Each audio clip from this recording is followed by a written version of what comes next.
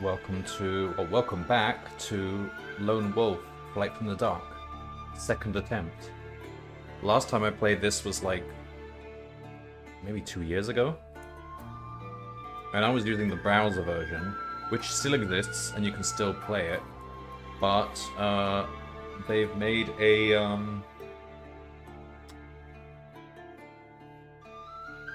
they've made a web app, which is just kind of a bit more user-friendly than the browser version on Project Eon website. So let's try this out. It looks cool and it looks less fiddly. Hello, Amara. Are you playing all 31? Are you familiar with the Lone Wolf books? If I can make it to all 31, sure. But last time I played this, I died in book 2. And back then I was saying, like, I would do it permadeath, so I would start from the entire beginning. If I die, then I read a bit, and apparently you shouldn't really do that because some of the books, even if you do every option completely correct, you can just lose, you could just die due to RNG. So it won't be permadeath. If I die on a book, I'll start the book from scratch. That's the way you're supposed to play it. But I won't start the entire series from scratch. Because last time we died in book 2, I think I was towards the end of it. And I died to something stupid, and I don't think I ever fully understood what I was missing. Like, I was missing something at some point, and then I just died. So, for those that don't know, Lone Wolf, or Kai Chronicles, which is kind of the greatest series, is a game book, which is like a choose-your-own-adventure book, but you're not supposed to call them choose-your-own-adventures, because choose-your-own-adventure is a trademark for a specific brand, brand of books that were made by the company that made them. The generic term for them is Gamebook. And there's loads of these game books, but not many have been adapted to digital, so you kind of have to get the paper copy. I'll try to find more of them, but like usually you have to buy them. This one is available for free legally, and Project Aeon has kind of like archived them all, and that's what I'm using now. When I was a kid, I had a sci-fi one, and I don't remember the name of it, and I haven't been able to find it. Maybe ChatGPT will be able to find it. But it was pretty cool, because I remember it was like, you had like a science officer and a military officer, and then you go around space and you make decisions, and they could die and could get guns. I don't remember what it was called, and I'll try to find it. But they're pretty fun. This one, the book, had this weird RNG system, so you didn't roll a dice, because they wanted it to be you just need the book and nothing else. Well, a pencil, I guess. So they had a big table of values, or maybe we can even find it here. No, they probably won't use it, because it's kind of stupid. I didn't really like it, but basically it was like a big table, like a grid of values, and you were supposed to kind of close your eyes and hold your pencil above it, and then plop it down on a number, and whatever number you plop it down on, that was the roll. But it was kind of stupid because it wasn't very uniform or reliable RNG, and after a while you probably would kind of actually get good at rigging it without even wanting to, so... But we'll use computer generation for the RNG. Yeah, these are all this series. This book was published in 1984, and it went on for quite a long time. I don't know when. It might have been by different authors as well. I don't know. Few Witcher soundtracks because it seemed quite fitting.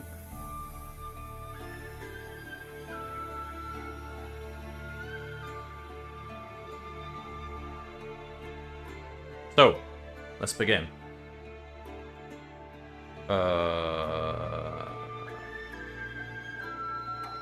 Alright, we've got lots of reading. With this, so we've got like settings and stuff.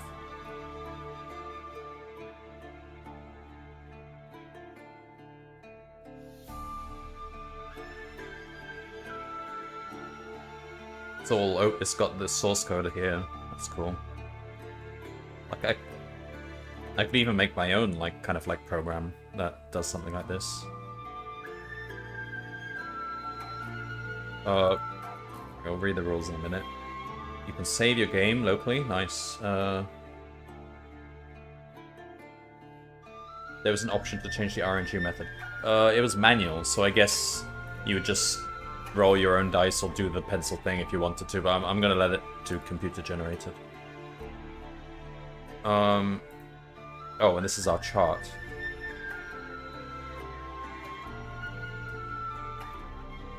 Alright, let's begin then. The story so far.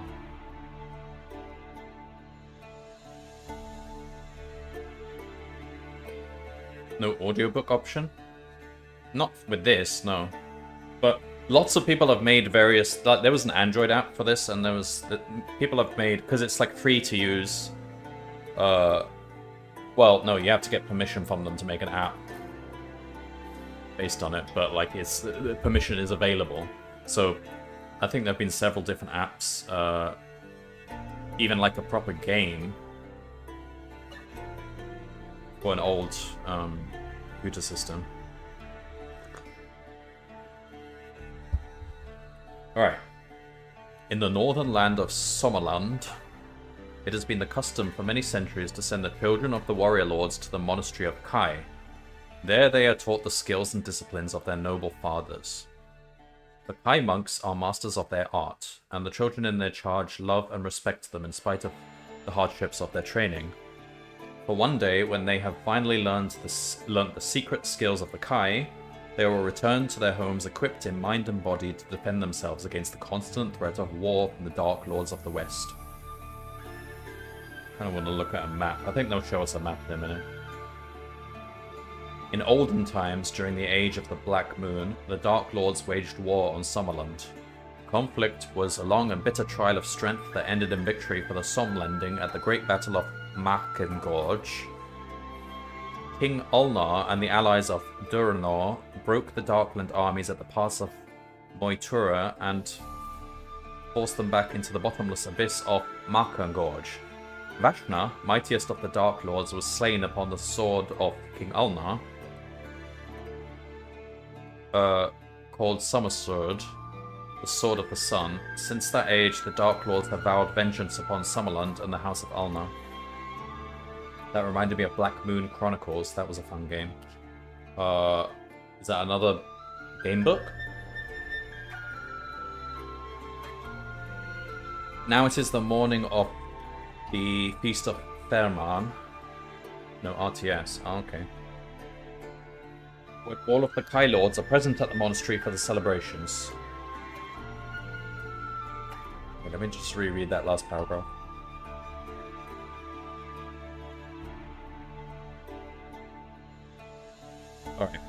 Alright. Suddenly, a great black cloud comes from out of the western skies. So many are the numbers of the black-winged beasts that fill the sky that the sun is completely hidden. The Dark Lords, ancient enemy of the Somlending, are attacking. War has begun. On this fateful morning, you, Silent Wolf, the name given to you by the Kai, have been sent to collect firewood in the forest as a punishment for your inattention in class. As you are preparing to return, you see to your horror a vast cloud of black, leathery creatures swoop down and engulf the monastery. Dropping the wood, you race to the battle that has already begun, but in the unnatural dark, you stumble and strike your head on a low tree branch. As you lose consciousness, the last thing that you see in the poor light is the walls of the monastery crashing to the ground. Many hours pass before you awake. With tears in your eyes, you now survey the scene of destruction. Let me change the track to something a bit more somber, creepy or something.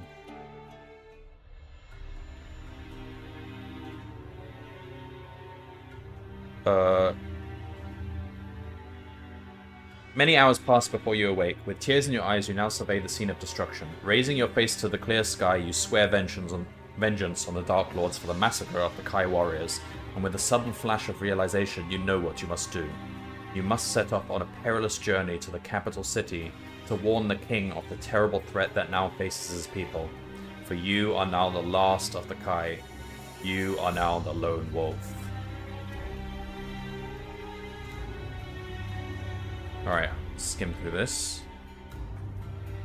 You will not need to write by hand on the action chart. Okay, because we had to write a fair bit when I was using the browser version.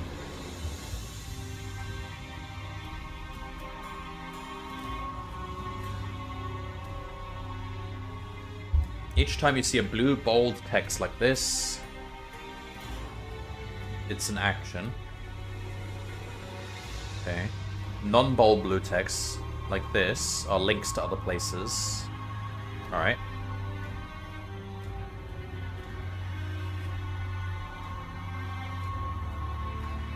So we can switch to the action chart at any time. During your training as a Kai Lord, you have developed fighting prowess, combat skill, and physical stamina, endurance. Before you set off on your adventure, you need to measure how effective your training has been. To do this, take a pencil and with your eyes closed, point with the blunt end of it onto the random number 10 table, blah blah blah. Okay, so we're not going to do this. We just click this. Our combat skill is 12. What was it out of? What was the... Add 10 to the number you pick, so it would have been a... I don't know, what, Can we... Do they have... I would like to look at the, random number table. I'd have to go to Project Eon website to do that. Let's see.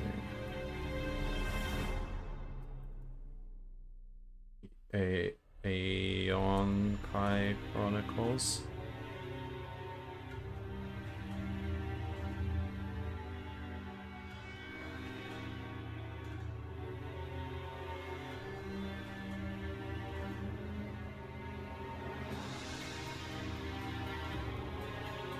It will be in the book itself.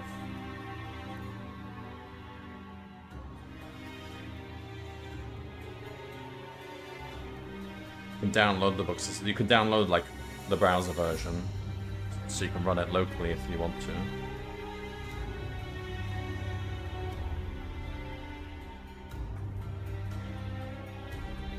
Here it is. Ah, so it goes from 0 to 9.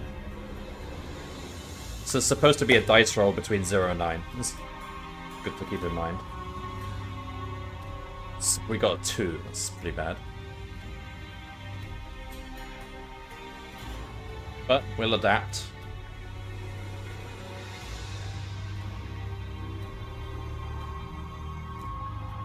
Now let's get our endurance. 26. Okay, not bad. Let's check the action chart. Current is 8, original 12. Oh, because we've got no weapon. Alright.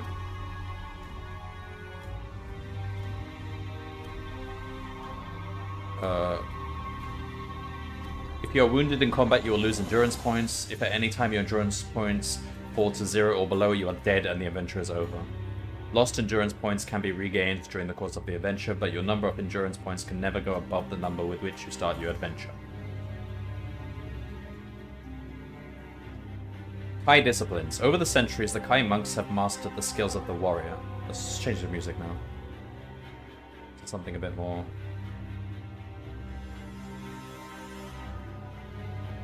Just go back to this one.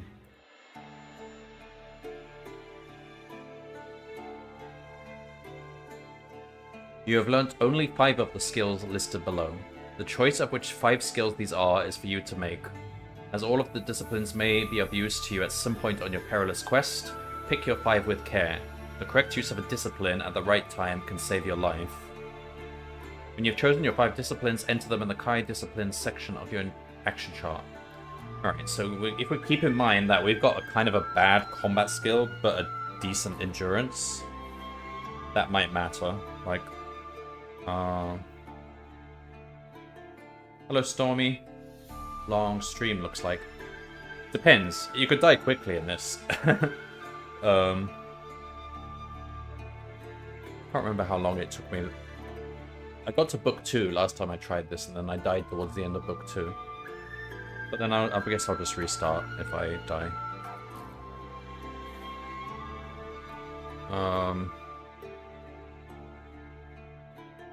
If you choose the skill right, camouflage. Alright, so camouflage is probably good if our combat sucks. I mean, it said you started the stream like 6 hours ago. Oh, I did a Titanfall 2 run 6 hours ago, yeah. That lasted only a couple of hours, though.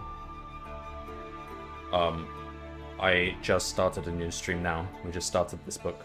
We're still in the bit which is explaining how the book works. Have you ever seen any of these game books before? I had a couple when I was a kid, but not this one. I didn't know anything about this particular series, but this series is freely distributable, so you can play it online and people have made apps out of it. Most of these books, though, they don't have any license, so you can't legally play a digital copy of them, but you can use... Well, I mean, if you own the book, then you could. But I don't know of any easy way to get hold of those. But this site has a lot of the books from this particular author.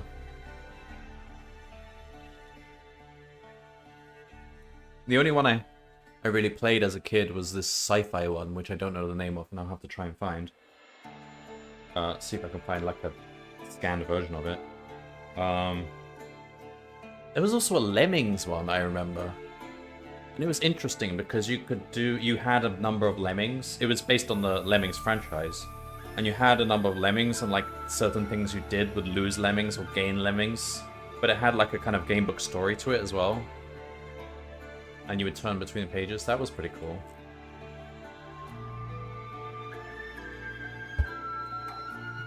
And then, of course, there's the Choose Your Own Adventure books, but that's like a specific trademark. That's why they're called game books and not Choose Your Own Adventure books, but most people kind of casually call them Choose Your Own Adventure books.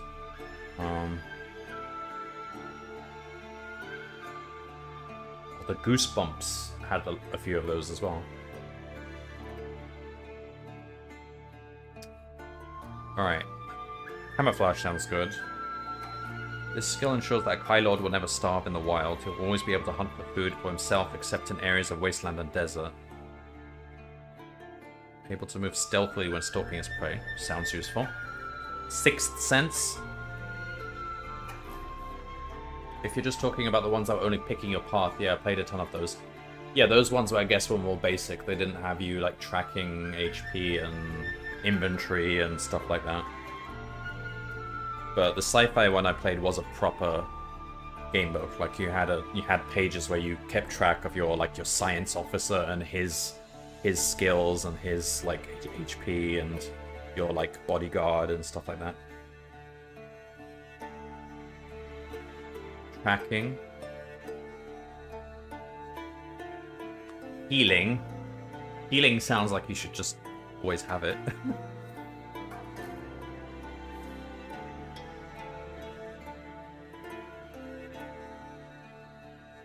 I think without a doubt I'll probably take healing. Wait, so we can choose 5?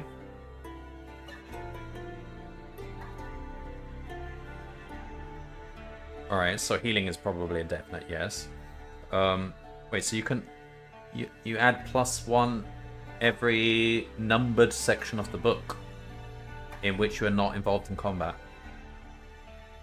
I assume this app actually just does that for you. Cool. Weapon skill. I think it goes without saying we take a weapon skill.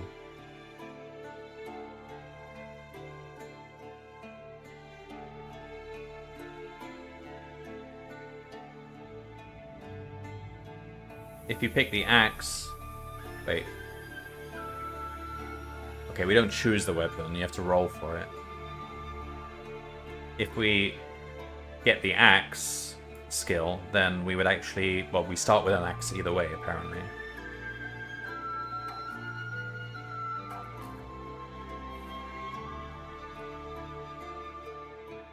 So, Mind Shield.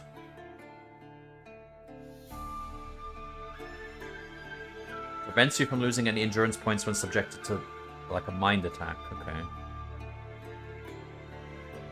Mind Blast.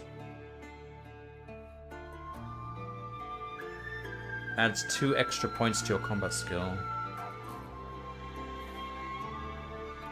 I mean, Mind Blast might be good to make up for our low combat roll. I think I rolled a 2 out of possible 9.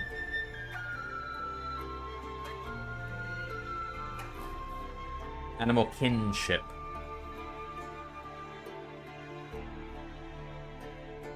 Okay. Communicate with some animals and guess the intentions of some others, alright. Mind over Matter.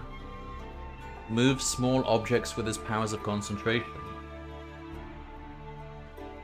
If you successfully complete the mission as set in Book 1, you may add a further Kai discipline of your choice to your action chart in Book 2. Alright. I think definitely take healing. I think definitely take weapon skill. I think you just should. We got broadsword, okay. I think camouflage. Sixth Sense sounds like it just might be useful all the time, or often.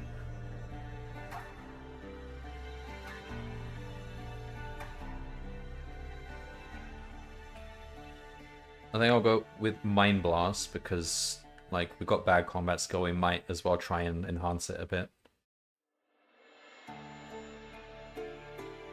I've chosen 1, 2, 3, 4. I've got to choose one more. So it's hunting. Good for not starving.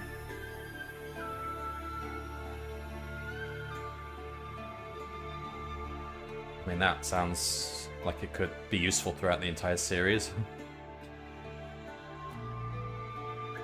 I don't know.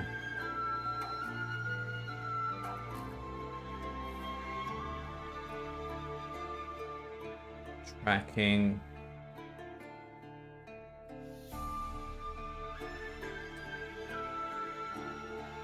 I think it'll be between Sixth Sense and hunting.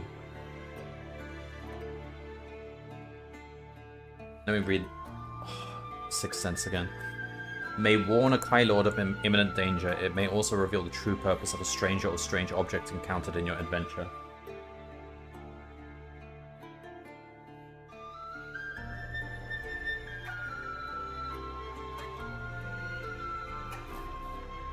We'll try Sixth Sense and just hope I don't starve. 1, 2, 3, 4, 5.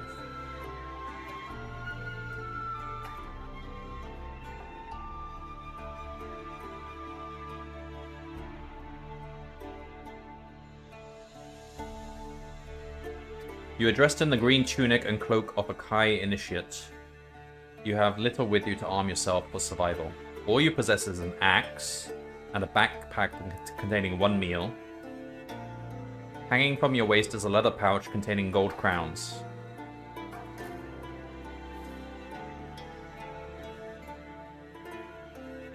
I should be clicking this, right?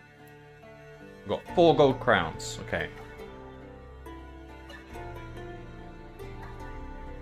You discover amongst the smoking ruins of the monastery a map of Summerland. So we can just switch to it any time. Where are we? Here, on the west side of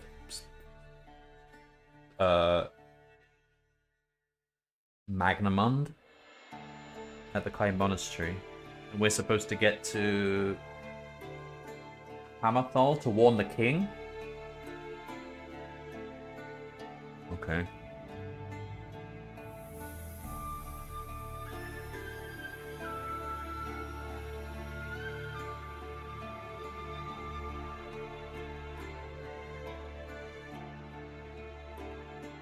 You also find one of the following.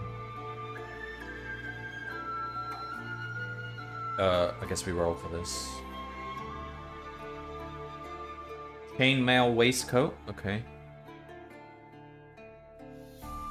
4 endurance points to your total.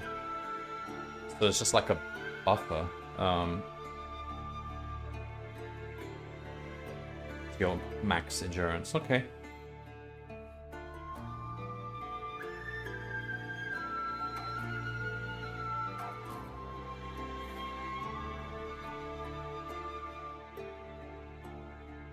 So weapons carried in the hand, helmets worn on the head, food is put in the backpack. That's worn on the body. Okay. How much can you carry? The maximum number of weapons that you may carry is 2. Backpack items must be stored in your backpack.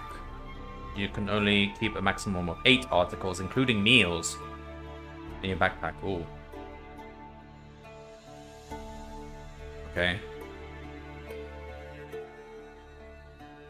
That's making me feel like hunting would have been quite important, actually.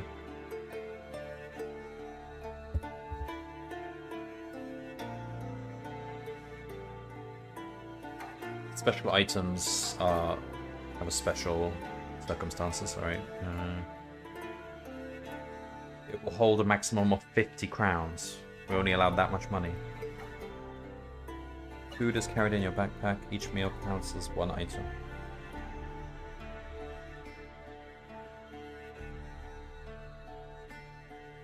Alright. Weapons aid you in combat. If you have the Kai discipline of weapon skill on the correct weapon, it adds 2 points to your combat skill. If you enter combat with no weapons, it's -4.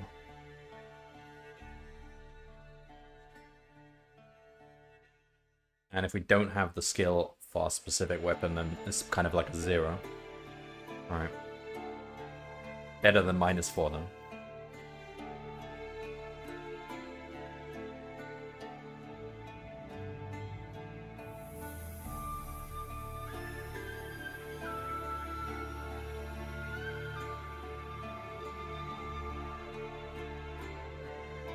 If you do not have any food when you're instructed to eat a meal, you lose 3 endurance points. If you're chosen the discipline of hunting... Okay.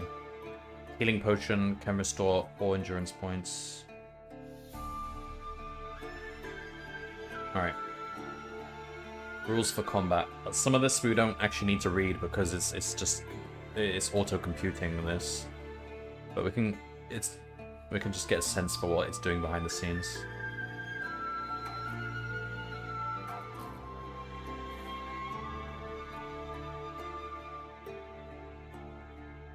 So you get a combat skill total with all the factors, including your weapon and stuff. You subtract the combat skill of your enemy from this total. Your combat ratio. So like if it's positive, that means you're stronger than them, and if it's negative, I guess you're weaker. Alright. And that's basically what, a plus modifier to the random number, which is between 0 and 9. Yeah. No. Oh, no. Let me read this bit again.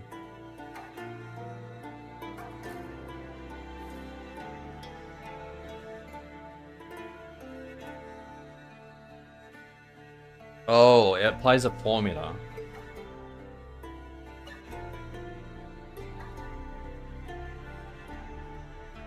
So given a combat ratio, you're in one column, and then depending on what you roll from 0 to 9, it'll tell you how much damage is done. Okay.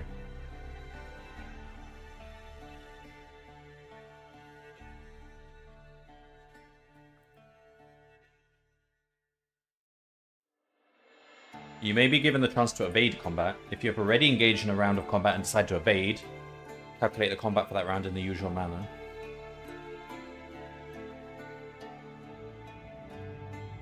All points lost by the enemy as a result of that round are ignored, and you make your escape.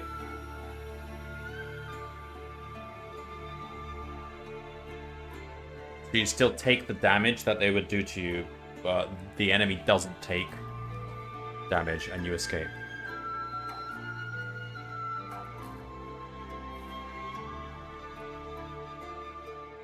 Alright.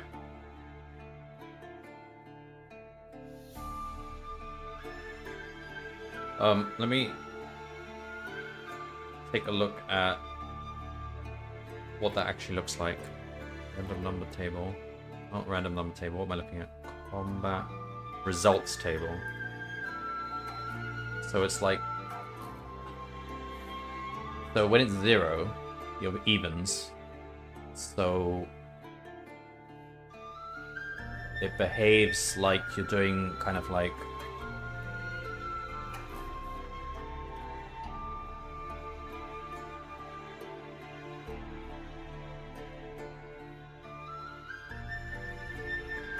Ah, I see.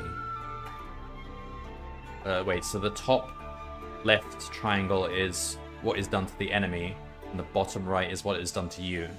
So if you're evens with the enemy, like you have the same combat skill, and you roll a 1, which is bad, then then you do 3 to the enemy, and they do 5 to you. But if you roll up to a 9, a 0, I guess it kind of means a 10. Then you do 12 and they don't hurt you. So if you roll like above 7, they wouldn't hurt you at all. But if you're negative, then it's quite bad for you. K just means you just automatically die. And if you're in the positive, then you'll generally do quite a good amount of damage to them.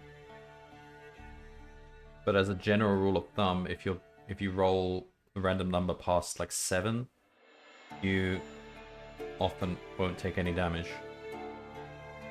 Alright, it's good to know roughly how the numbers work.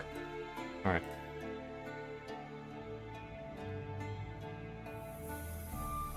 Levels of Kai training. You begin the Lone Wolf adventures with this level of Kai training, Initiate.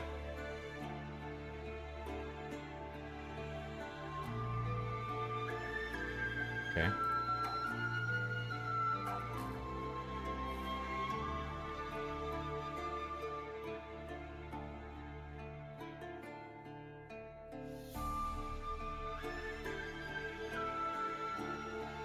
The honor and memory of the Kai Lords will go with you on your perilous journey. Good luck. Alright, we start. We change the track.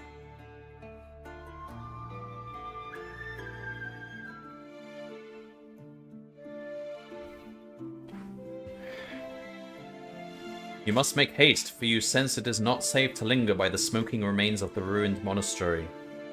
The Black-Winged... Oh yeah, so story so far is that we were training in the monastery to become a Kai monk. And then when we went away to collect firewood, we turned around and a whole bunch of dark winged creatures attacked and killed everyone in the monastery, and we're the only one left. And we have to go warn the king. And these dark lords apparently are attacking Sommerland because of a vengeance from some war that happened a long time ago, where they were beaten. Alright. The black-winged beasts could return at any moment. You must set out for the Somlending capital of Holmgard and tell the king the terrible news of the massacre. That the whole elite of Kai warriors, save yourself, have been slaughtered. Without the Kai Lords to lead her armies, Sommerland will be at the mercy of their ancient enemy, the Dark Lords. Fighting back tears, you bid farewell to your dead kinsmen. Silently, you promise that their deaths will be avenged. You turn away from the ruins and carefully descend the steep track. At the foot of the hill, the path splits into 2 directions, both leading into a large wood. If you wish to use your Kai discipline of Sixth Sense... We did pick that, didn't we? I think we should use it then. +1 endurance point. Well, we're full, aren't we?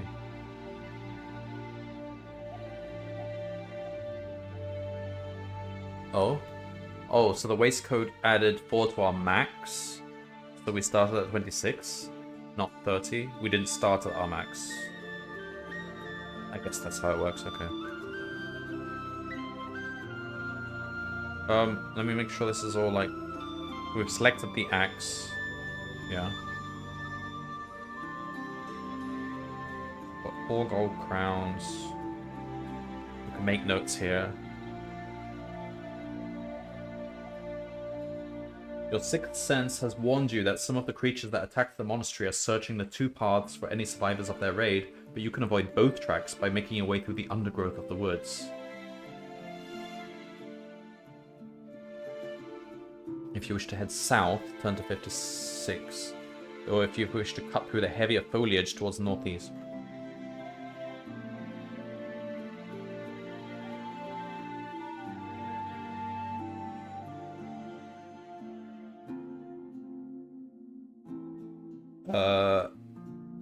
So if I pick head south, they're talking about... Either way, they're talking about, this... avoiding both tracks. Okay, turn to 56. Ooh, I don't know about cutting through the heavier foliage. You hear the scream of a large winged beast above the trees. It is a Kran, a deadly servant of the Dark Lords. Quickly you hide beneath the thick fronds of fern until the horrible shrieks have passed away. As you go on, you discover a forest path that divides at the point you join it. We don't have tracking. Take the East Fork. In the center of a small clearing, you see a group of humans talking excitedly and gesturing wildly with their hands. There are 2 children, 3 men, and a woman. Their belongings are wrapped in bundles, which they carry slung over their shoulders. Their clothes look well made and expensive, but they are dirty and torn.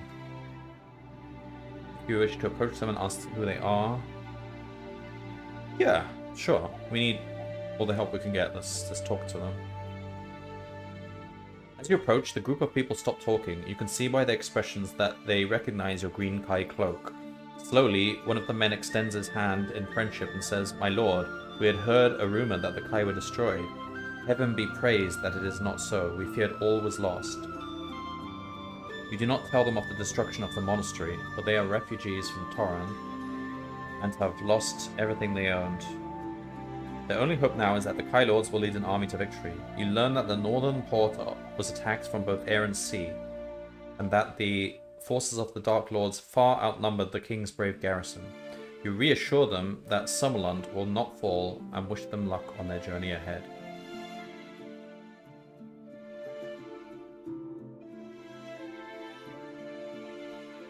You have reached a small bridge. The track follows the stream towards the east. A much narrower path disappears into thick forest towards the south. Oh, we can use Sixth Sense again. Your Kai's Sixth Sense warns there's a fierce battle raging in the south.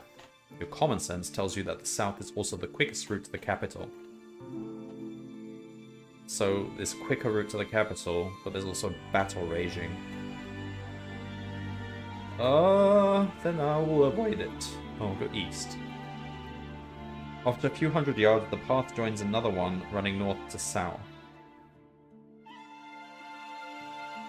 If you wish to head south, well, we want to go south overall, don't we? So hopefully this won't run us into the battle.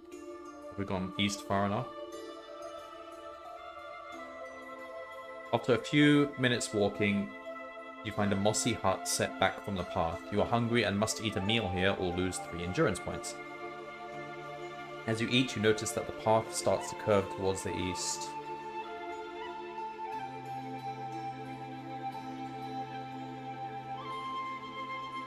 So they have these like footnotes as well, which are like addendums that came out like errata that were published.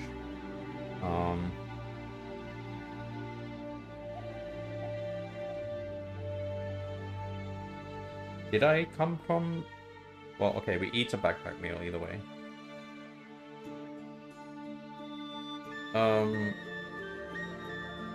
Either way, well, no. Yeah, I do want to keep going. I don't want to return to where I came from, so...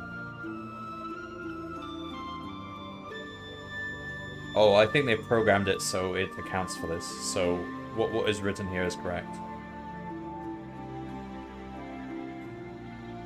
Okay, we'll follow it. You follow the track for nearly an hour when you come to a crossroads. East, north, south, west.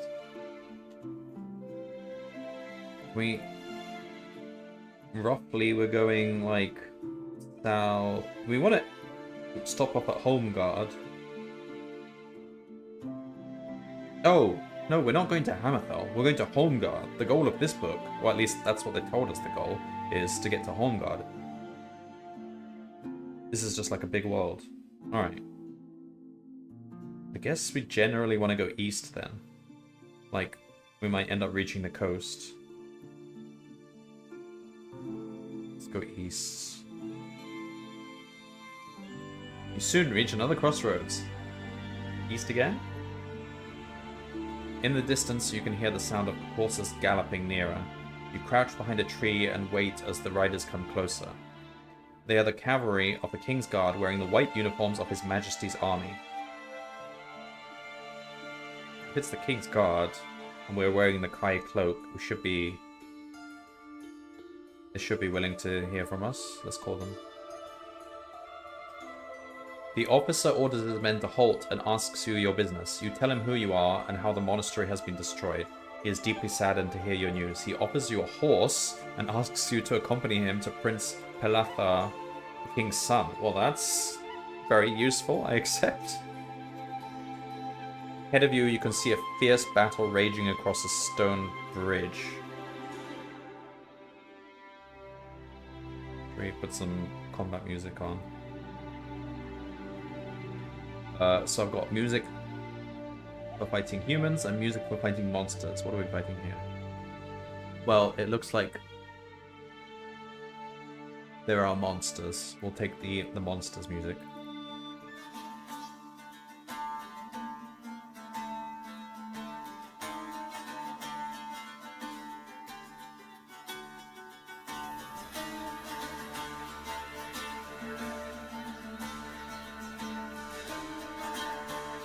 That is a Gorgaz, wielding a black axe above its scaly head. Suddenly the prince falls wounded, a black arrow in his side. If you wish to defend the fallen prince, oh god. That looks scary to fight. We do have a decent amount of health though. Oh, we're at full health because we healed. We don't have...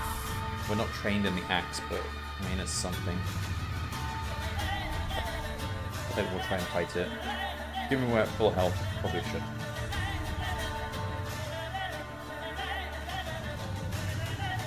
The creature that you now face is a Gorgaz, one of a race of cold-blooded reptilian creatures that dwell deep in the treacherous Markenmire swamps. Their favorite food is human flesh. Prince's sword lies at your feet. You may pick up and use this weapon if you wish. Wait, is it a broadsword? It's a sword, not a broadsword. That's a different thing, isn't it?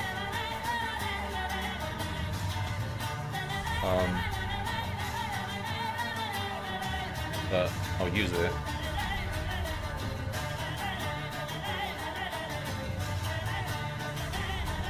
Set it to sword, but it doesn't. I don't think it makes a difference.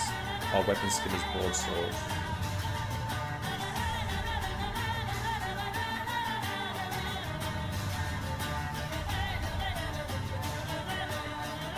Combat ratio -8. And he's immune to Mind Blast. Oh.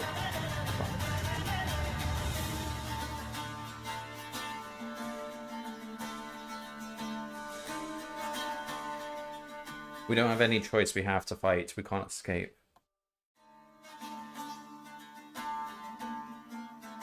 This is just... Oh, so you can look at... Oh, nice. It shows you the tables if you want to kind of...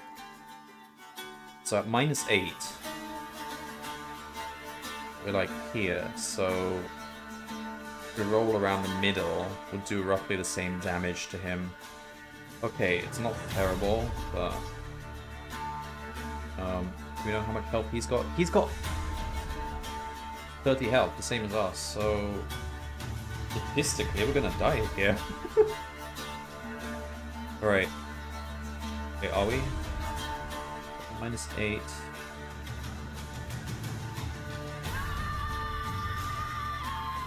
So at the high end, we do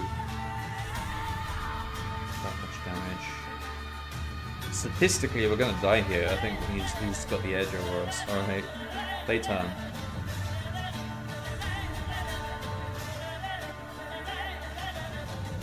We did 2 damage. He did 6 to us. Do I have a healing potion?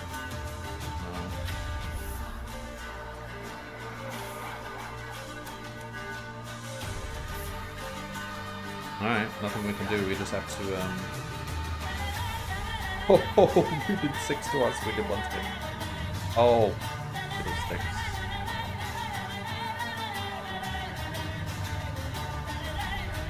Oh no, oh no. We die. Game over. Our ratio was -8. We did have pretty bad combat skill. I think we probably just should be avoiding fighting unless our combat skill is like... If our combat skill is like...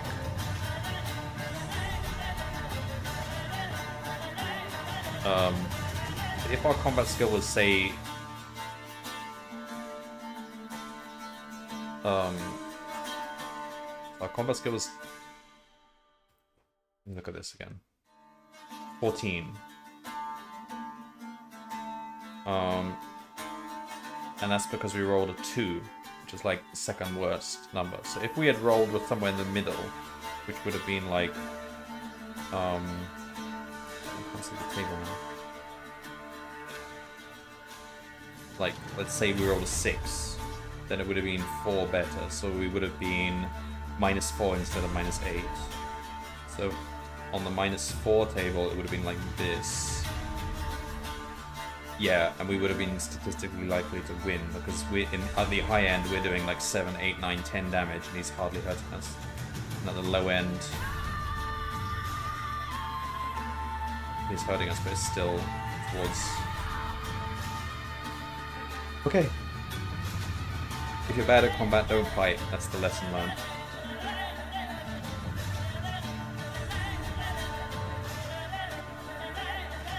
Alright. Let's try this again. I'm gonna choose different paths and stuff.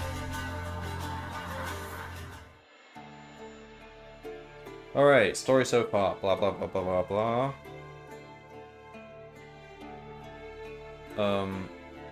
Combat skill is 10.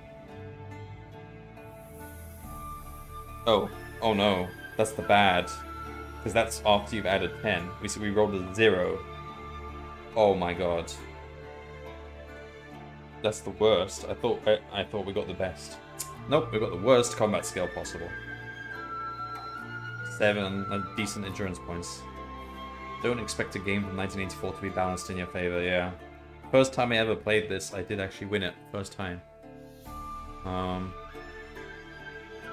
Well, okay. We really do not want to be doing any combat.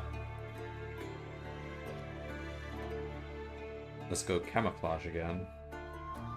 6th Sense proved to be useful. Healing we'll need as well. Weapon skill. Do we want to change something?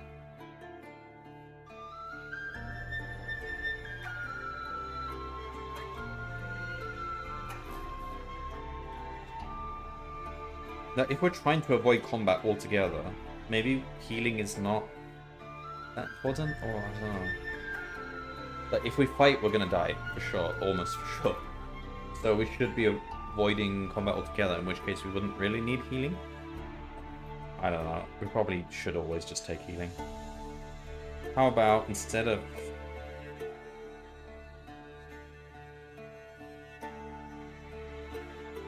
Wait, if we suck at combat, then why would I even take a weapon skill?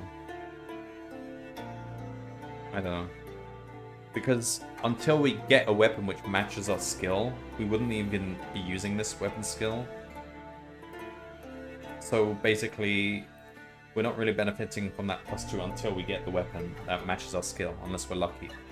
So let's actually not take weapon skill this time.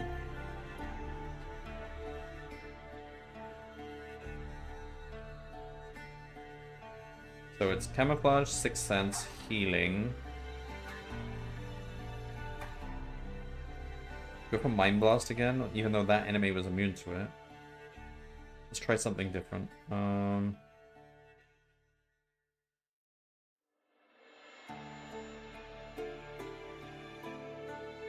Hunting. Let's try that. We've got an axe. Oh. Well, that's... Oh, no. Yeah, you always get an axe to begin with. We've got 8 crowns. Maybe we can bribe our way to safety. And... you got a helmet. Alright.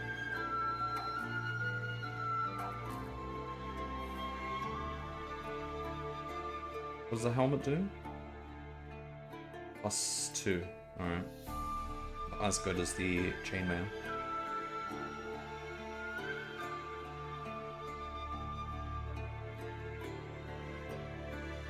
Alright.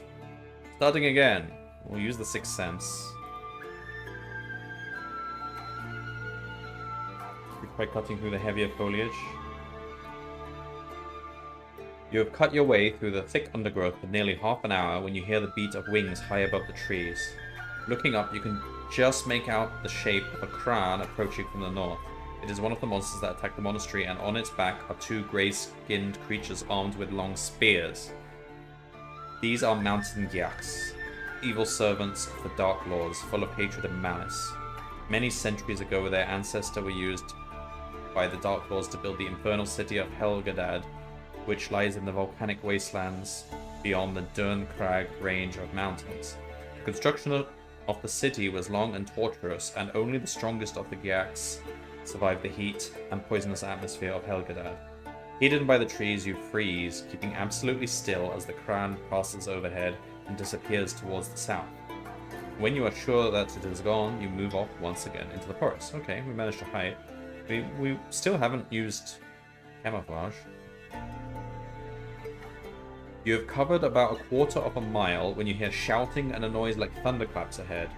Edging nearer, you soon make out a clearing that you recognize to be the site of the ruins of Raumas, an ancient forest temple. A war party of Gyaks, some 25 to 30 strong, are attacking the ruins from all sides. Uh-oh. Put a tune on.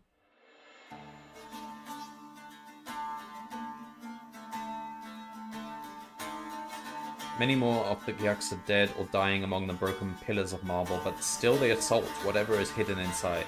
Suddenly a bolt of blue lightning rips through the front rank of Gyaks, sending the armor-clad creatures tumbling in all directions. A Gyak? Maybe Gyak, taller than the others and dressed from head to foot in black chainmail, curses at his troops as he whips them forward with a barbed flail. With weapon ready, you move to the edge of the clearing. I don't want to fight. Under cover of the thick foliage, and try to catch a glimpse of the defenders. To your amazement, the ruins are being defended by a young man, no older than yourself. You recognize his sky blue robes, embroidered with stars. He is a young Theurgist of the Magician's Guild of Toran, an apprentice in magic. 5 Gyaks charge forward, their spears raised to stab the apprentice as he hurriedly retreats deeper into the ruins. You see him turn and raise his left hand just before a bolt of blue flame shoots from his fingertips into the snarling Gyak soldiers. Close to where you are hidden, you see a Gyak scuffle past and climb one of the pillars of the temple. He has a long curved dagger in his mouth and he is about to jump on the young wizard standing below.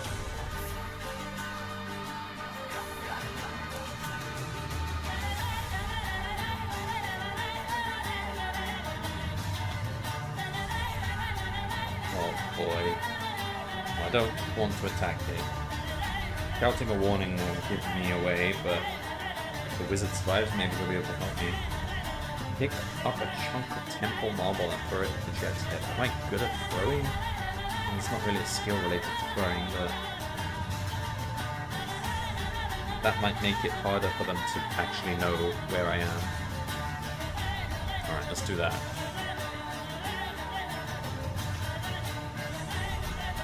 Pick a number from the random number table.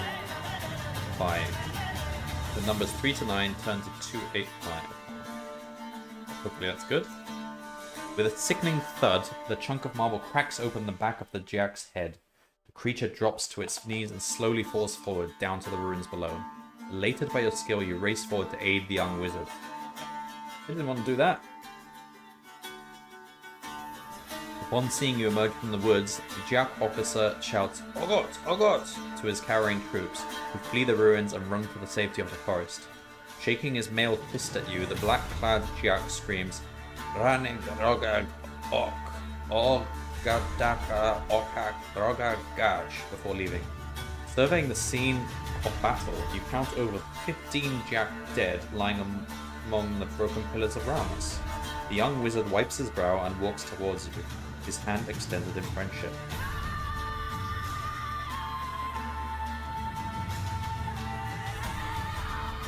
Okay. He is a young blonde-haired youth with deep, brooding eyes. His face is lined with exhaustion and the grime of battle, and his long, sky-blue robes was... music.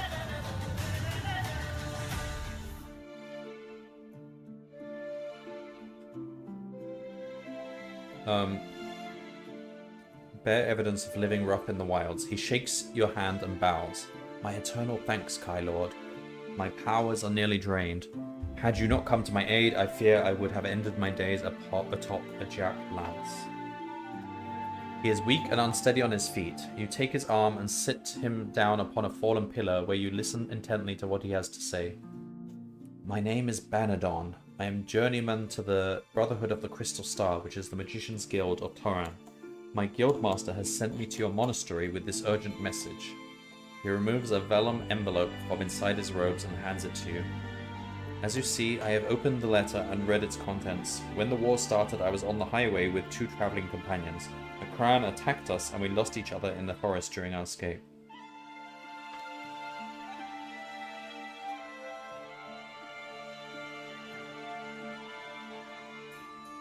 The letter is a warning to the Kai Lords that the Dark Lords have mustered a vast army beyond the Gudurncrag range. The Guildmaster urges the Kai to cancel the celebrations of Fairman and prepare for war. I fear we were betrayed, says Banadon, his head bowed in sorrow. One of my order, a brother called Vonotar, had explored the forbidden mysteries of the black art. 10 days ago he denounced the Brotherhood and killed one of our elders. He has since disappeared.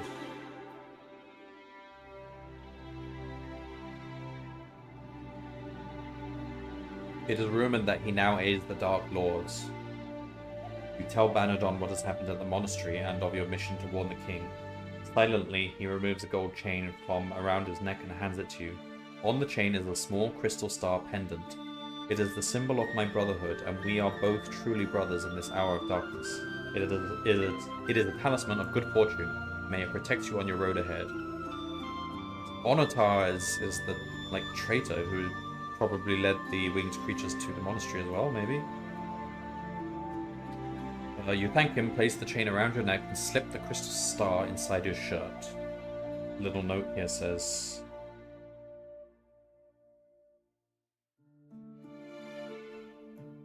Okay, so it may be useful later on as well.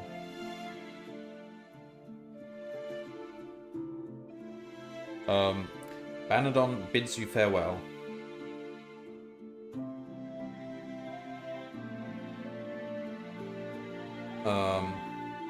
Okay, it's there. It's marked in our action chart. We must leave this place lest the Jiaks return with more of their loathsome kind to put an end to us. I must return to my guild. I bid you farewell, my brother. May the luck of the gods go with you. With a wave of his hand, Banadon leaves the ruins and you continue your mission, pushing on through the thick woods ahead. You have not gone far when you realize several pairs of yellow eyes are watching you from the undergrowth to your left. Suddenly, a black arrow skims the top of your head. It is a Jack ambush, and you must run as fast as you can to escape it. Oh god. As you race through the trees, you can hear the horrible cackle of the Jacks close behind you. Soon the trees start to thin out, and directly ahead you can see a rocky hillside. If you break cover and climb up the hill, or we can change direction and continue your run through the forest. I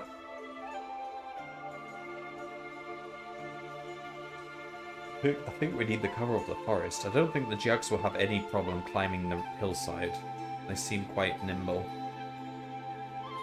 I think we've got to run through the forest.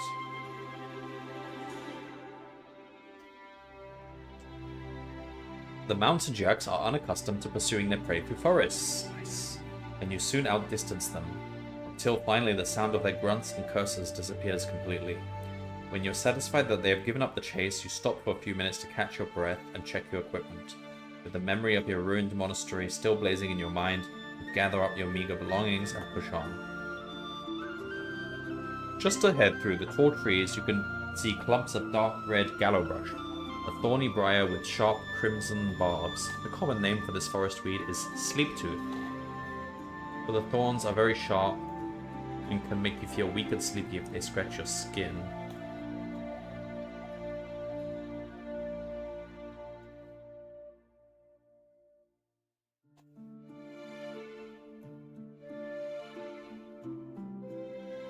So we can go through the briars, but we probably risk pricking ourselves, and they'll make us weak and sleepy. I think we'll avoid that. Avoid the sleep tooth then.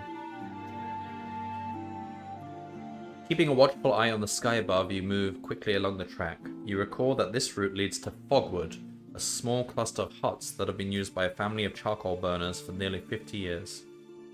After 20 minutes, you reach the edge of a clearing where the huts are grouped in a small circle.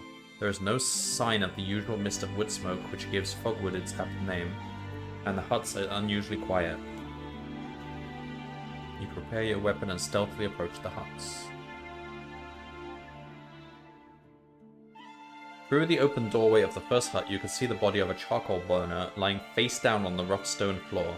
He has been murdered, stabbed in the back by a spear. All of his furniture and belongings have been smashed and broken, and not one piece remains intact. This is the evil handiwork of Jacks, without any doubt. They delight in the destruction of all things. A quick check of the other huts reveals a similar story of murder and wreckage. In the last hut that you search, you discover Jack's spear, proof of your suspicions. You may keep this weapon if you wish. Sure, why not? More determined than ever now to succeed in your mission, you continue along the track. In the distance, perched on the branch of an old oak tree, is a jet black raven. We can't talk to it. As you approach, the blackbird flies off above the trees and soon disappears from view. You search the tree on which it was perched, but find nothing unusual.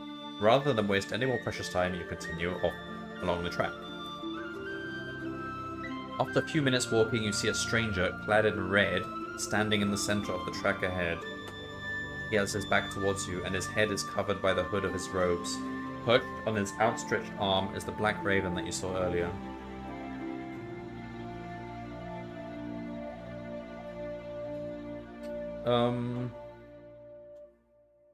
Like, unless we have reason to believe like he's that traitor or something, I'm not afraid of this guy. Let's approach him cautiously.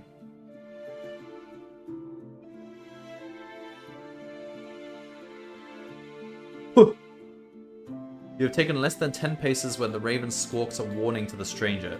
Turning to face you, the robed creature utters a pierced screech that freezes your blood and grips your stomach with fear and panic. It is a Vordak, a lieutenant of Dark Lords and one of the undead. Within seconds, a host of Jacks appear at its side and attack you. You fight bravely, but you are greatly outnumbered. The last thing you remember is the icy grasp of the Vordak's skeletal fingers as they close around your throat. You don't even do combat here, you just die. Alright. Note for the future. A mysterious figure with a raven. It's probably a Dark Lord. Jeez. It's a Vordak.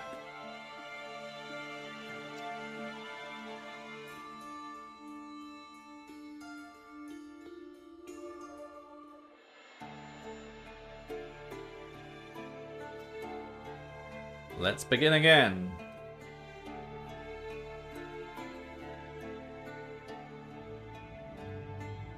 It always felt like a major victory when I managed to get a successful path in one of those books, yeah. So our bad combat skill didn't even matter because we just outright got killed. Should have gone for animal talking thingy skill. I can change things up a bit. I could try that. And then maybe we won't even encounter any animals that time. Thing is, that raven served the Dark Lord, so talking to it probably could have made things worse. I don't know.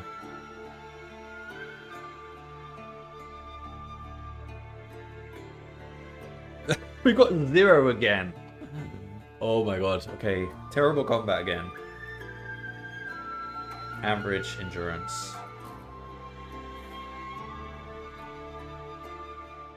Alright, we never even used camouflage. Even though there were situations I feel like camouflage made sense. Alright. What about...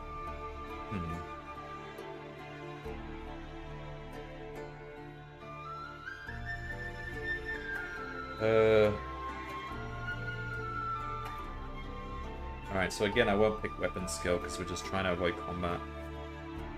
Did I pick Mind Blast like last time? I won't choose Mind Blast. Let's try and be a bit more defensive. Could go with Animal Kinship. Try it out.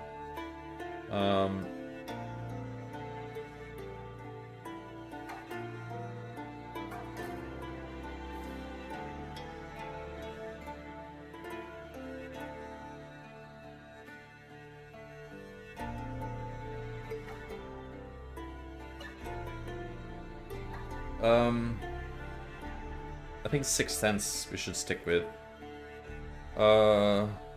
Tracking? Try tracking. We've chosen 3. Mind Shield?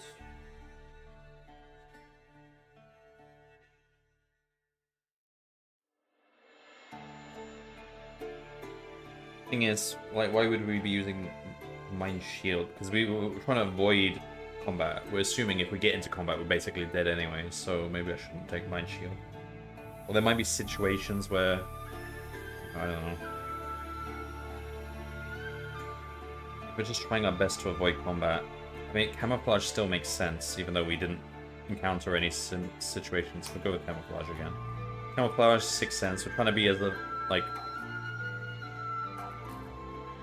Hunting also kind of makes sense, but we'll go with tracking instead.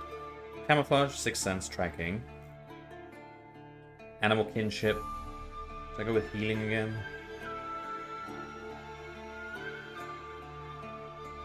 Yeah, I'll go with healing again. Or, oh no, I don't know. Mind over matter, the telekinesis. Sure, let's try that. We got a meal, we got an axe, we got a map. Okay, this is what you always get, and then we get 5 gold crowns and a chainmail waistcoat. What would we want the most? Probably a healing potion or even some gold crowns, maybe to help us bribe our way through things. If we're avoiding combat, I don't think we even really want a chainmail waistcoat. We just want things which will help us avoid combat. Alright, let's go.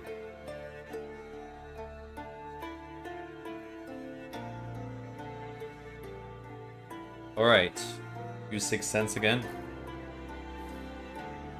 Up through the heavier foliage, that worked out last time. So we cut through the heavy foliage, and then we kind of hide from the crown. And then it disappears. Ah. We reach the magician again.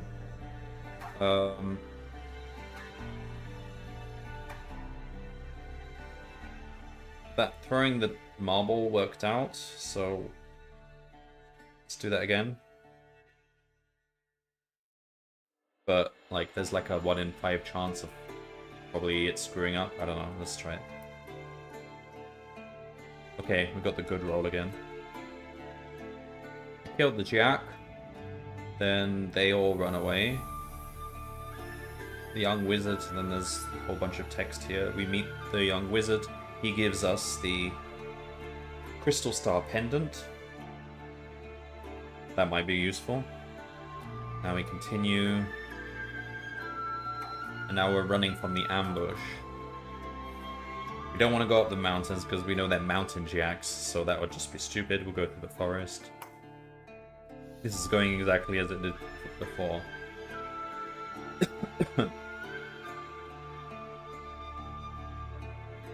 Alright, so we reached the sleep tooth. We have tracking. You are very near a friendly village. Avoid the Galabrush and turn to 272. Keeping a watchful eye on the sky above, you move quickly along the track. Oh, we've been on this page before. So this is where we are near Fogwood. Oh, is it on the map?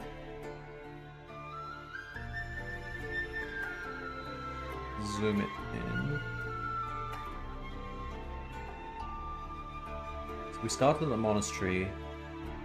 No, the map isn't detailed enough. Okay.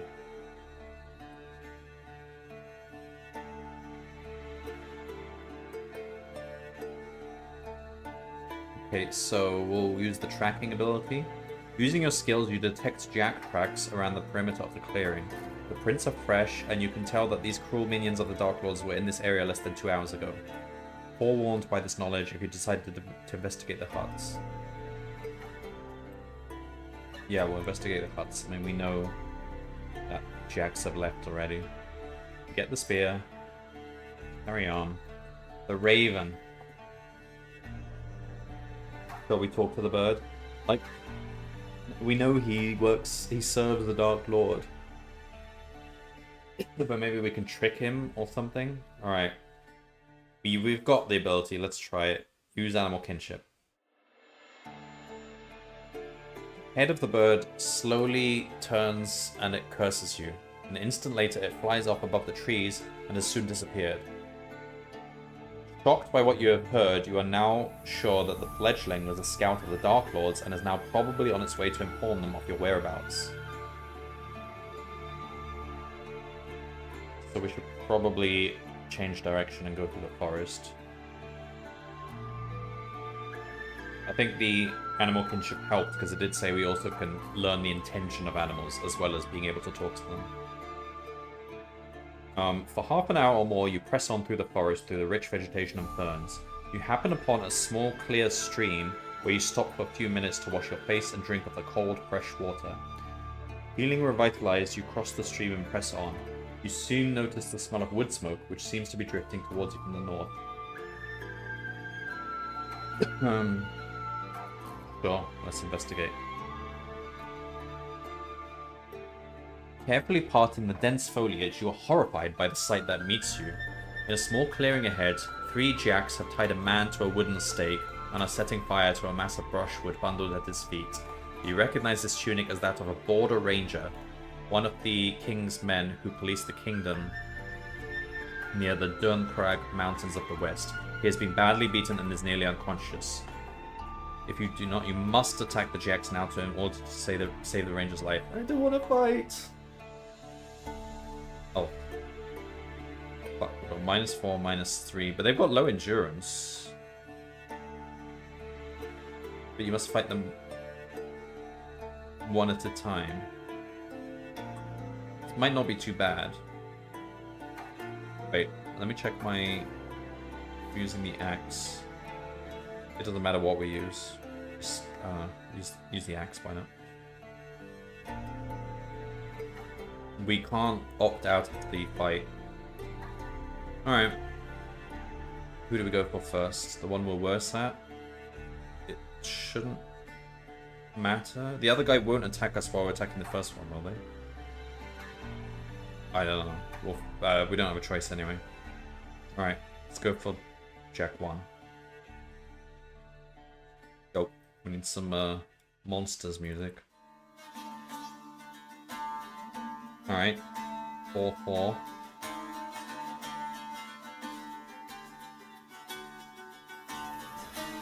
Almost killed him. But we're still going to take damage on this turn. Okay, he's dead. How much health do we have? 15, not bad. We are probably statistically likely to win this now. We're better ratio against this guy. Ooh. Ouch. That was bad. One more good hit, come on. Just. Did I take healing? This time I chose not to take healing. Probably a bad decision. I reckon I should just always take healing, really. More so if we intend to actually do combat. No, maybe it's okay not to take healing if we're trying to avoid combat. I don't know. We won. Free the ranger. The man is badly injured and near to death. If you have the high discipline of healing, you may ease the pain of his wounds. Oh, fuck. Yet he has been so seriously hurt he is beyond repair by your skills alone. He soon lapses into unconsciousness. You try to make him as comfortable as possible beneath a large forest oak, before leaving him pressing on through the thick woodland towards the northeast. We didn't even gain anything from saving him. We should have left him to die. That's what I would have chosen to do if I had the option. Well, he would have been burned to death. That's a pretty bad way to go. Still, not my problem. Fatigued by your exertions, you stop to rest for a few minutes at a fallen tree. You notice a large bundle beneath the trunk. Sure. Wrapped in a bundle of women's clothing is a small velvet purse containing 6 gold crowns and a tablet of perfumed soap. You may take these items and continue your journey. Nice. Perfumed soap.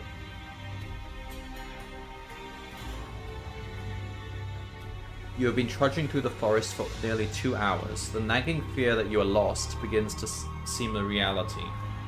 Apart from the occasional cry of a Kran in the far distance, you have seen or heard no evidence that the enemy is in this part of the forest. As you descend a rocky hillock, you see something unusual in the tangled woods ahead. Surrounded by thorny briars and closely packed roots, you see the entrance of a tunnel disappearing into the hillside beyond. It is approximately 7 feet in height and just over 10 feet wide. As you get closer, you can feel a slight breeze coming from the inky blackness. If the other end of this tunnel emerges on the far side of the hill, it could save you many hours of difficult climbing, but it could also harbor unknown danger.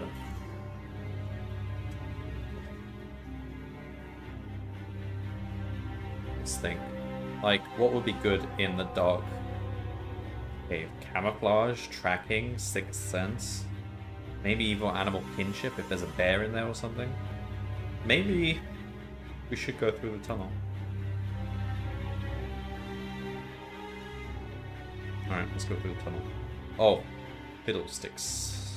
Combat ratio -10.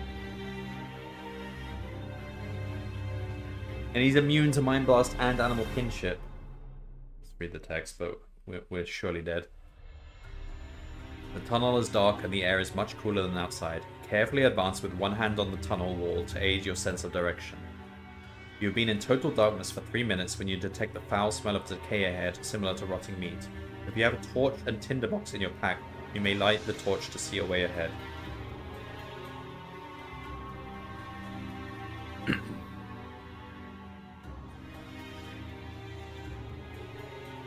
Oh, so the torch basically makes our combat worse. But not having a torch makes our combat worse. Suddenly something heavy drops from the tunnel ceiling onto your back and you fall to your knees. It is a burrow crawler, and you must fight it, for it is trying to strangle you with its long, slimy tentacles.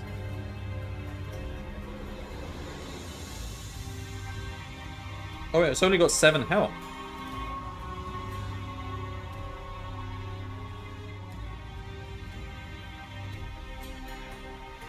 It only had 7 health, so we actually stood a chance there. If we had full health. I think definitely we take healing either way next time. Even if we have had combat.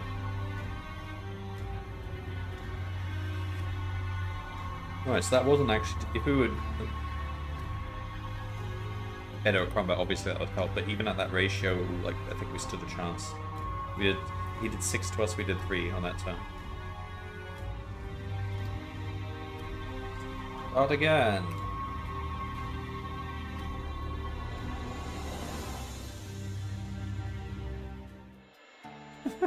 How many deaths have I had? I should use a death counter, shouldn't I? I can't be bothered to keep track.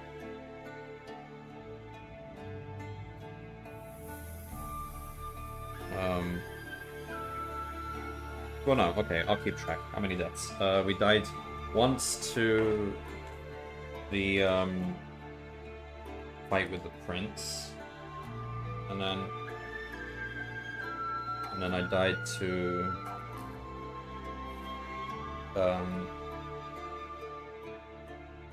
the guy with the raven, and then I died to that thing. Was there another death I had?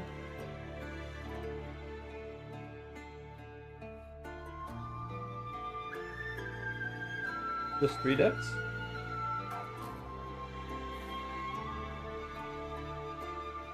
It was, so the first one I had average low combat skill, then I had a 0, and then a 0. Yeah, only 3 deaths. Okay, not terrible. Alright. 4. Average combat skill. Okay. Damn. Terrible endurance points.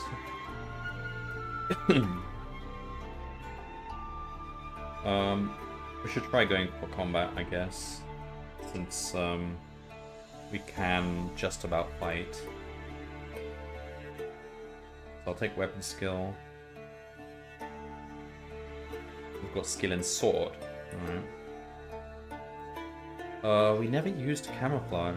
As soon as I stop taking camouflage, we're gonna need it, aren't we? Alright, we won't take 6th Sense this time. Even though you can use it on the very first move. Take healing. Which is Mind Over Matter, even though we haven't used it yet. I like the idea of Animal Kinship. We can try that again. And then... So this Mind Blast seems... Everything has been immune to it so far. So... I don't know if they're trolling us with Mind Blast, but... All it actually does is add 2 combat skill points during battle. But +2 is good to have. But a lot of things are immune to it, so...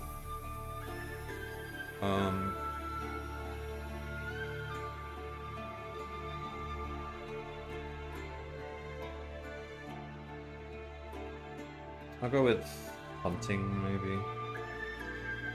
We haven't really used it yet. 1, 2, 3, 4, 5. Alright.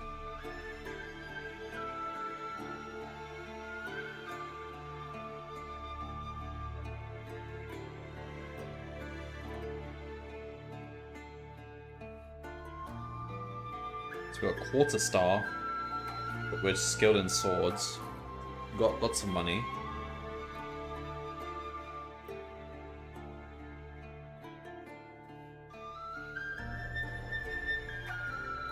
Alright, let's begin.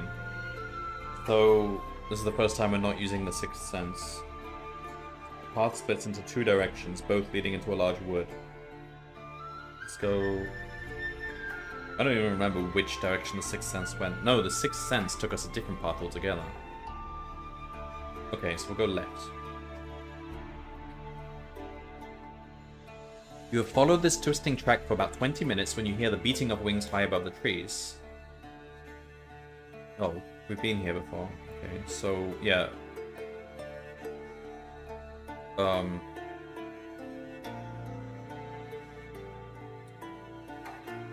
So this thing is flying over us with 2 mountain jacks on top. Pick a random number? Sure. 2. Uh-oh, this is probably the bad one. Oh, nice. This is the good option. You pull up the hood of your green Kai cloak and hold your breath as the crown circles above.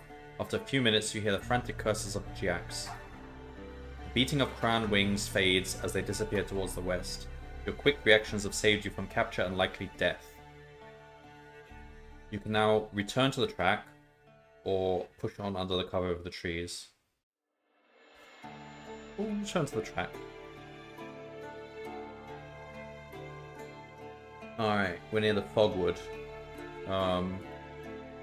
Yep, so we cannot get more weapons. Alright, well, we don't want the spear. What weapons do I have? Axe and quarterstaff, okay.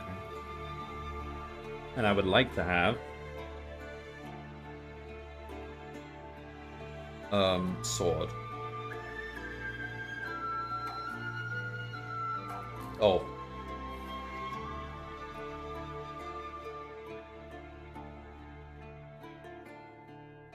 Like, even though we could talk to the bird,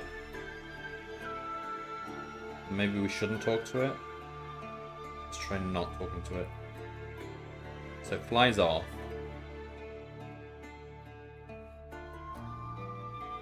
This brings us close to this guy though, so this is probably quite bad. We can either approach cautiously or draw your weapon and attack. Will he still summon the mountain jacks if we just quickly attack him? Will he have time to? Maybe if we ambush him.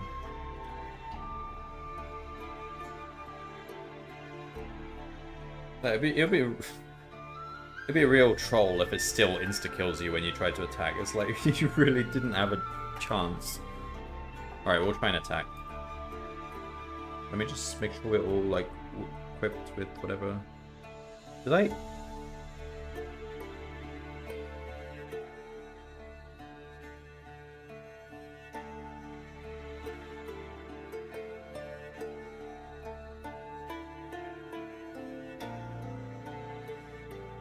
Did I get everything I was supposed to? What was our special extra thing? Was it extra money?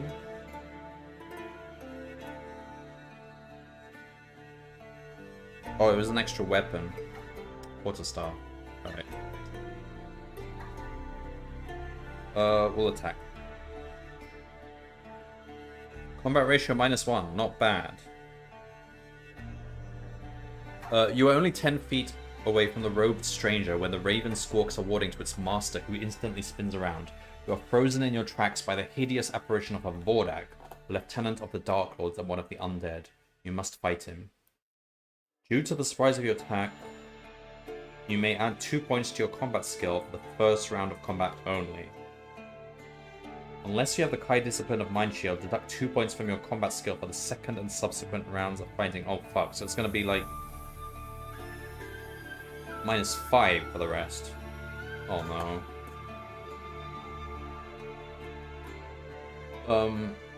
Uh-oh.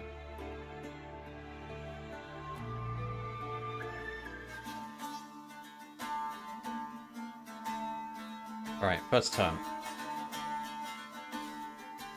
Whoa! We rolled a crit, basically. No, crit would be a 0. According to the table. But the best possible one is 0. We're in the minus... Oh, now we're at -5, so it's like this table.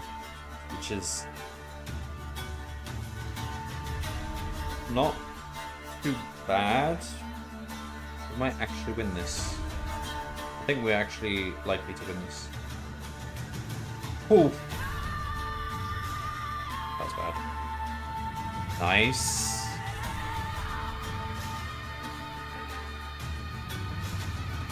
Are we on? 10. Oh, we stand a chance here. Nice. We killed him.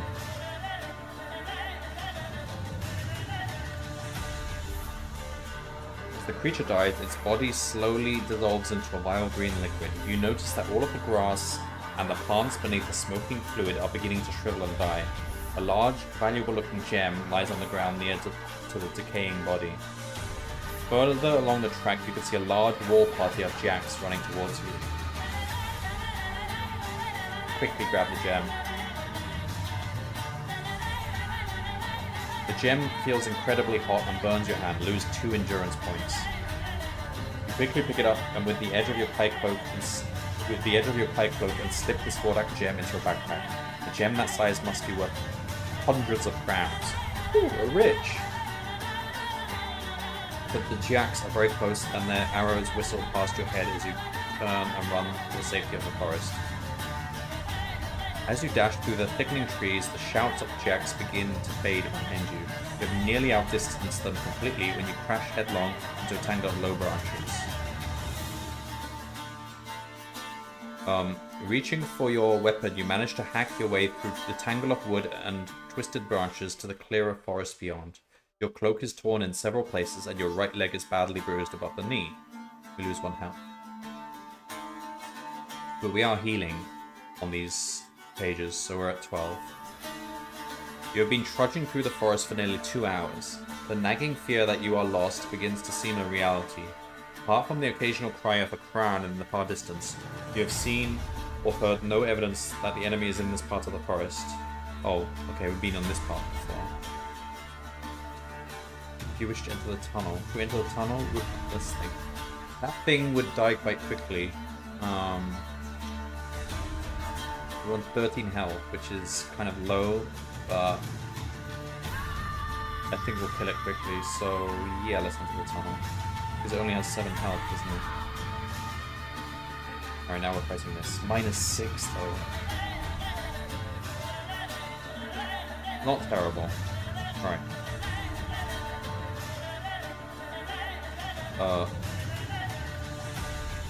It would have helped to have a torch. Alright, first turn. Alright, we're up to even. There we go then. We have quite damage though.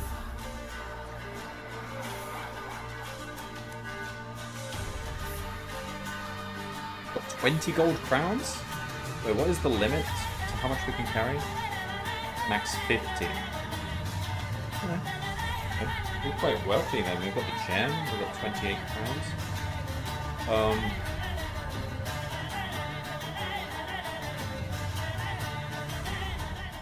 The slimy creature lets out a long, ghastly death cry and collapses. You are near to panic and scramble to your feet, grabbing what you think to be your belt from the jaws of the dead beast.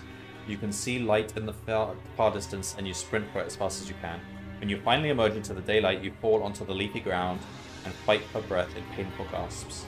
Slowly sitting upright, you notice that you are still wearing your belt. You had not lost it after all.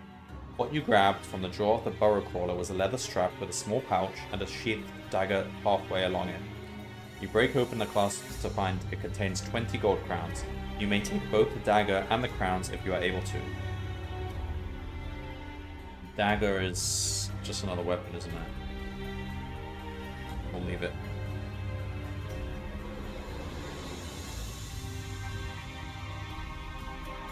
Like,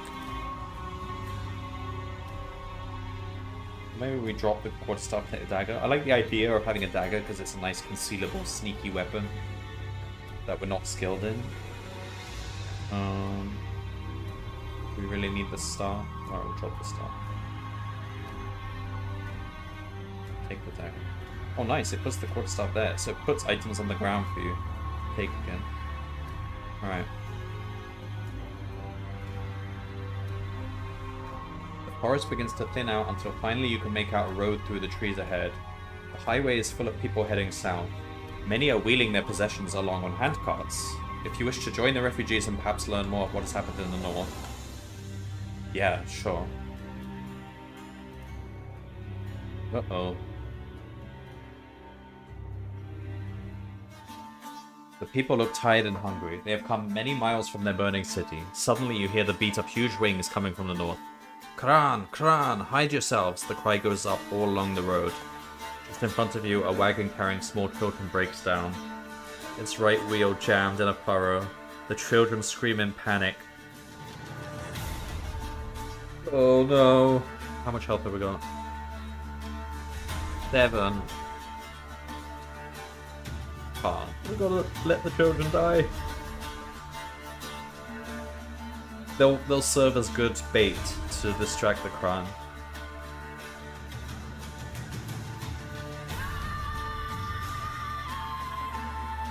I just hope there are no witnesses to us cowardly running from the children.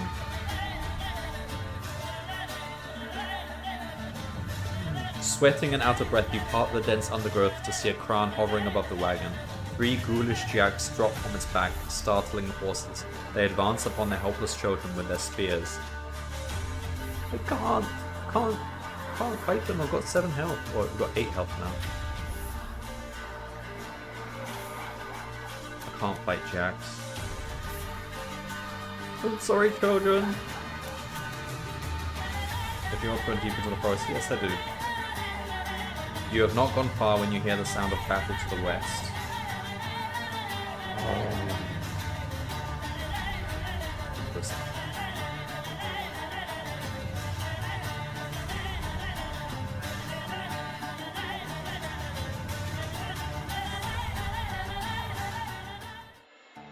Alright, do we want to...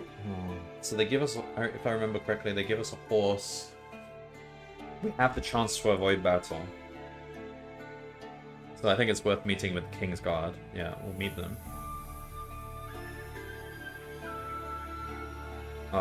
They give us a horse and accompany him to Prince. So we'll do that, but we do not want to fight this thing.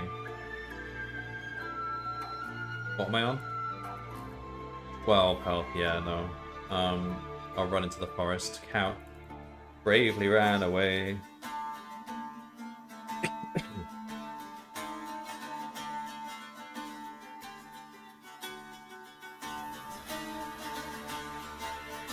The sound of battle gradually fades behind you. Suddenly you are pulled to the ground.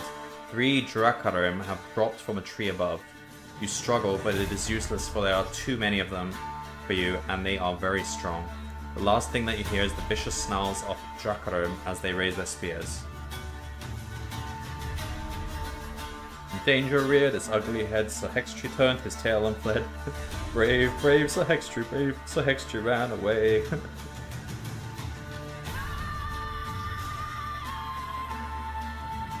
Well, all the children are dead, so there are no witnesses. No one knows that we did that.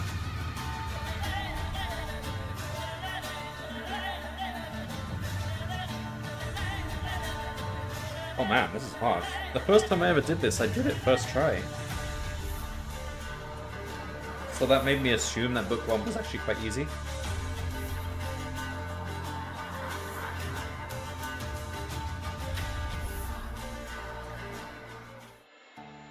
Alright. Again. But every time we've been, I'm gonna put up a death counter, shouldn't I?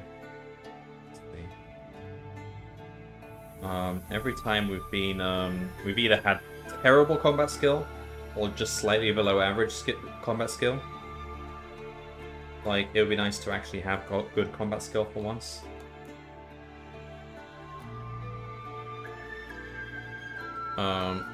Let's try and make a death counter.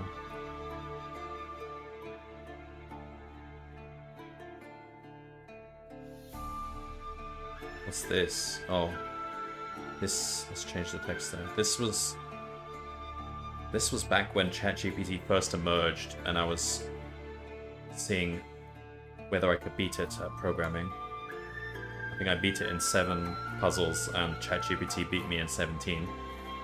If we did this again now, it would be like 0-25 to ChatGPT every time. It's just way more powerful than it was in the early years. Let's change this.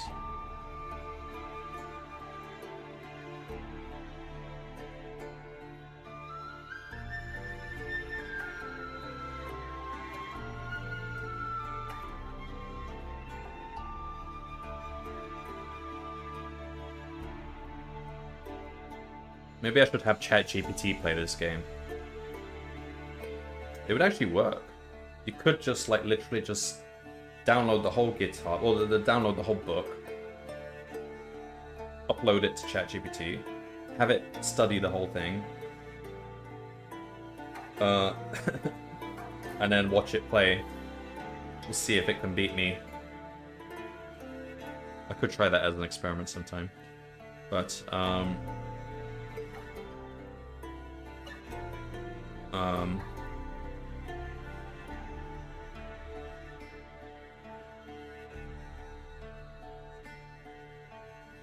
on.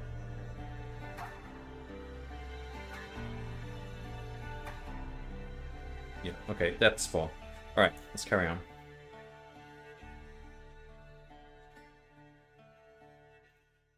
Six, above average, I guess. Terrible endurance, alright. I mean, if you take healing, like... Well, yeah, I think I'm always going to take healing. We'll take weapon skill. Mace, okay.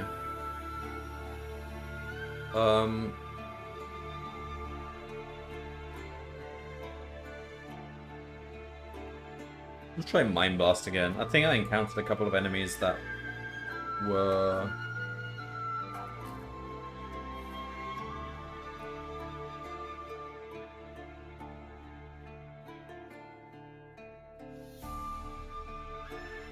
I did encounter an enemy that was using Mind Blast on me.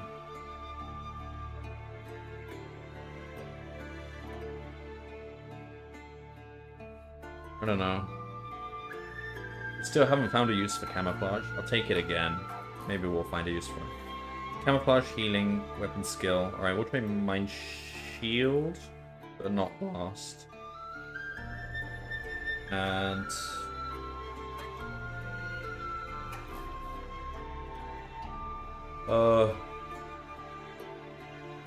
Animal Kinship again. It seems quite useful.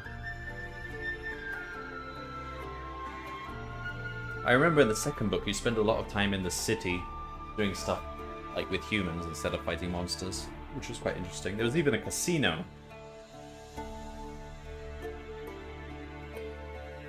And I think I figured out an exploit for just basically farming money from the casino. Like, there was a way you could kind of walk back to the front of the casino so you can just repeat that sequence. I wonder if... Like, it was within the rules as far as I could tell. So, if that comes up again, I could find out if I can actually do it in this. The thing is, you can only get up to 50 gold crowns, though, because that's the maximum you're allowed to hold. But it worked. As far as I understood. I think it worked according to the rules, so... Alright.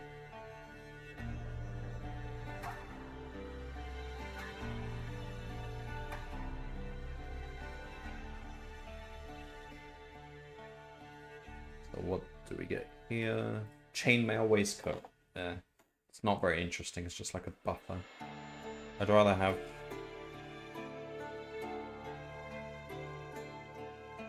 Chainmail waistcoat and the helmet just add plus health. I'd rather have...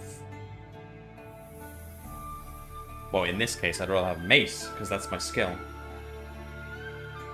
Alright.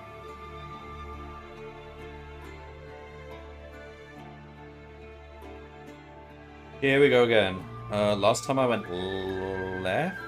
Try going right.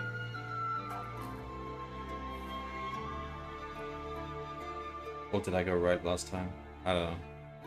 We fight this. I don't think we ever actually fought this Fran. Let's fight it. Combat ratio -1, not too bad. But we're not allowed to escape.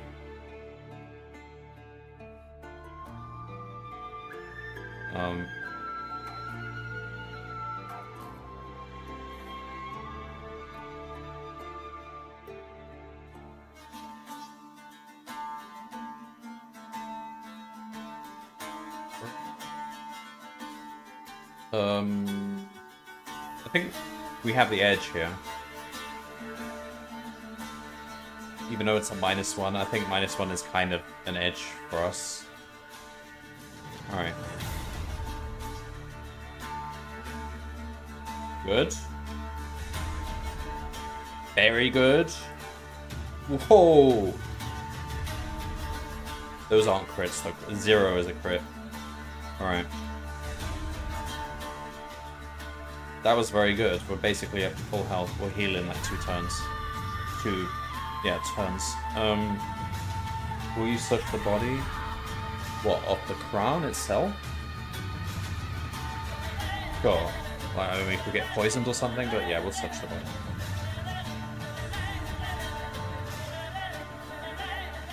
Covering your nose with your cloak, you cautiously approach the dead beast. The sharp smell of its fetid black blood makes your stomach churn, but you are determined to press on. Then you notice a large saddlebag strapped to its chest. Opening the bag, you find a message written on an animal skin.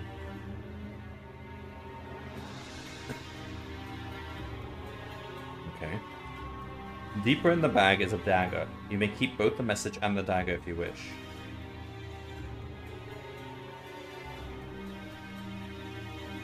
Sure. Are we actually going to be able to look at that again? Because I remember this does have puzzles, and sometimes you have to use what you see in the image to solve them. So if I look at this... Oh, nice. It actually brings it up. Okay, so we have that to refer to if we find some sort of cipher for actually breaking that code. We might actually have to actually figure it out by hand. The path opens out into a large clearing. You notice strange claw prints in the earth. Crown have landed here. By the number of prints and by the size of the area disturbed, you judge that at least 5 of the foul creatures landed here in the last 12 hours. You see 2 exits, west and south. Let's go west. Path gradually narrows until it disappears completely into a mass of dense vegetation. You cannot go any further on this route, and therefore you must return to the clearing. Okay. The path... Okay, we've been here before. So you could just keep going west and back to heal, back to full. Which I would totally do, except we're already at full. Oh, well, we'll heal next turn, so we'll go south. You walk along this path for over an hour, carefully watching the sky above you in case the crown attack again. Up ahead, a large tree has fallen across the path. As you approach, you can hear voices coming from the other side of the massive trunk. I'll listen to the voices. Now that you are closer, you can make out that the voices are not human. The sound is more like a kind of grunting and squeaking. Are they mice? We do have animal kinship. You recognize the language to be that of the Kakarmi, an intelligent race of forest animals that live in and care for the forests of Summerland. You have nothing to fear from these creatures as they are very timid and gentle in their behavior. Using your skill of animal kinship, you call to them in your strange native tongue. Do not be afraid, I am a friend. Sure, let's say that. Oh, they're like little, spider monkeys. 2 furry faces appear over the top of the trunk. Both pairs of eyes stare at your weapon, and the 2 creatures let out a shriek of fright. Leaping from the trunk, they disappear into the forest. I mean you no harm. Let's run after them, waving our weapon. The Kakami disappear into the dense undergrowth, and you soon find yourself lost. After nearly 2 hours of walking, you hear the sound of running water. You decide to investigate a little closer. Eventually, you come to the edge of a fast-flowing icy stream. The white water cascades over the mossy rocks and disappears towards the east.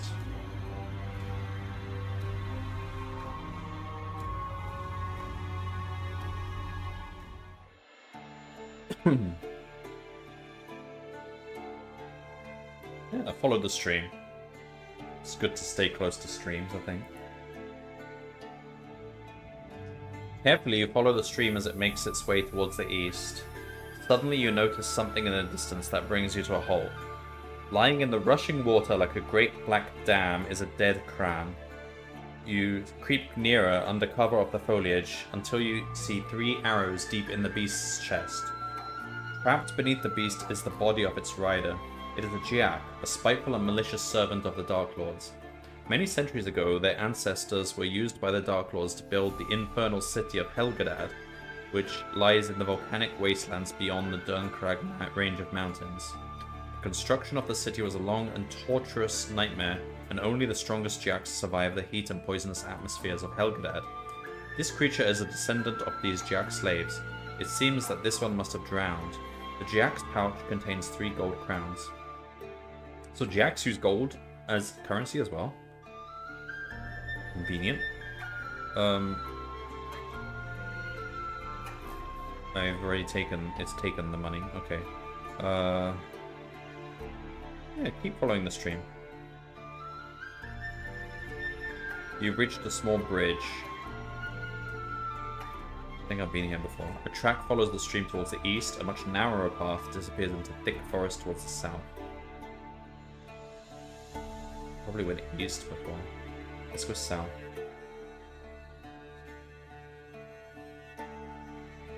Oh, the refugees. Should we join the refugees? Let's see. We've got full health. This time. Could actually save the children.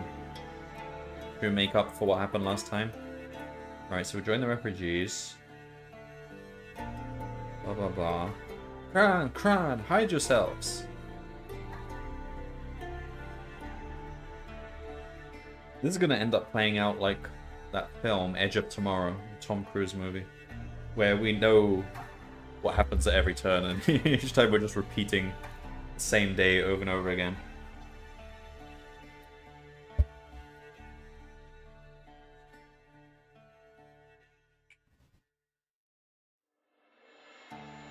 If you wish to help the children, we will help the children.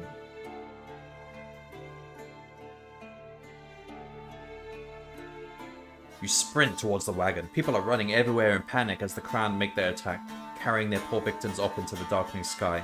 A large Kran is hovering above the wagon, and 3 snarling Jiaks drop from its back onto the startled horses. You must fight them or leave the wagon and run to the safety of a nearby farmhouse. Yes, we will fight them. The ghoulish creatures thrust their spears at you and attack. Fight these creatures as a single enemy. Oh, nice. Combat ratio 1, that's pretty good.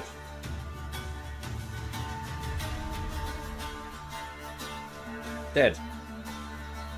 If you win, you can run to the safety of the farmhouse by turning to... Right. Let's do that.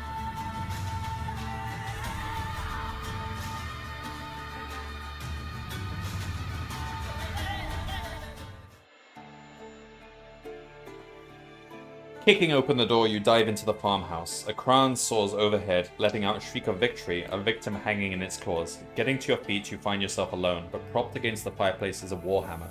You may take this weapon if you wish. We don't have skill in it. We have skill in mace. Leave it. Can't pick it up, can we? Can we search the room further? Most of the cupboards and drawers are empty. Whoever lived here took nearly everything they owned with them, but you do manage to scrape together enough fruit in the cellar for 1 meal. Nice. We haven't eaten much in this game. Like, I can only remember ever eating a meal like once. So food doesn't actually seem that important so far, and even if you can't feed yourself, all that happens is you lose 3 health. But if you're healing, if you have healing skill, then you would regain that 3 health over the course of 3 turns anyway. So maybe food is not that important. Like, you could even just not carry meals and just starve if you want to. But your healing would hopefully balance out. But there might be some events where it could matter more. I don't know. After nearly an hour, the Kran and their cruel riders vanish towards... Oh. Alright, we've met with the King's Guard. Let's see. So if we're gonna fight to defend the prince, it's quite a tough fight. if we choose to run into the forest, we die. Full stop. So if we're going with this guy, we will be fighting, and it was a pretty tough fight. Do we stand a chance? We will have 25 by the time we get there. Combat skill will be 4 better than it was last time I tried this. We don't have the skill we want. We're using Mind Shield. I think that might help.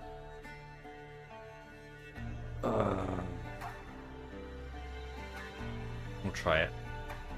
So we call them. We accept the offer. And now we're fighting this thing.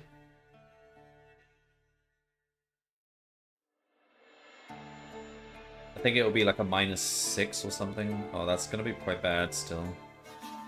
Alright, yes, we will defend it. We can't run into the forest, we just die if we do that. Oh, he's got 30 health at -4 ratio. That's quite...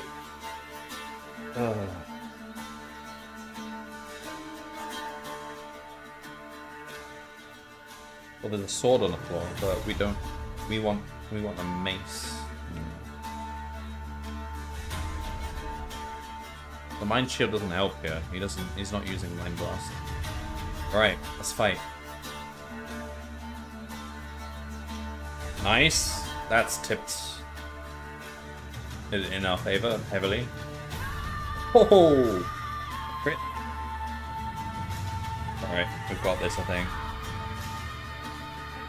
Yeah. We're on 8. Ooh.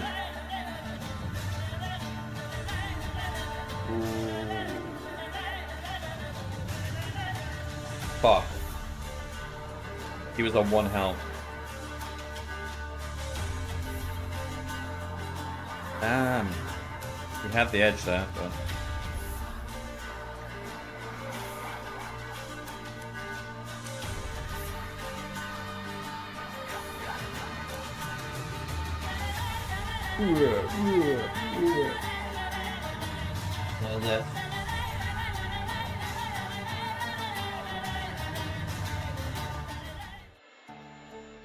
Oh boy. Eventually we'll probably have read every page there is in the book.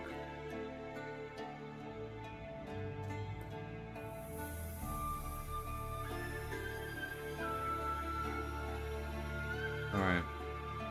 3. Not great. I guess we want to avoid combat again. Endurance is alright, I guess. Alright. Let's choose Sixth Sense, maybe? We don't really want to fight. We'll choose Healing. But we kind of get forced to fight sometimes, so I'll take a weapon skill anyway. Spear. Well, we know where we can get a spear.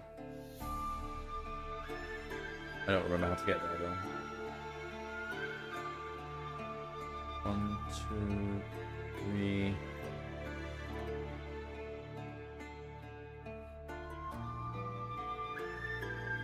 We never use this telekinesis thing, we'll take it, why not?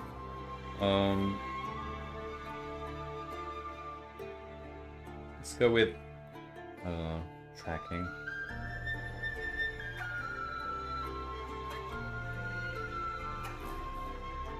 We got an axe! No, you always get an axe, I keep forgetting.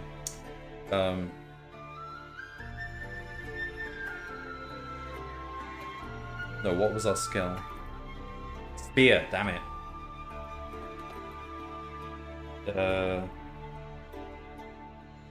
Alright, so I got all the things we can get here. Hello, cat peasant.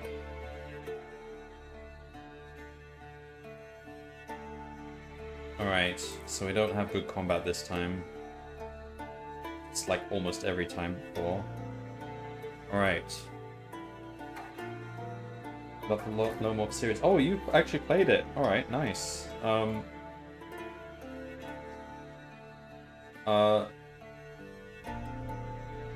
Do you remember much of it?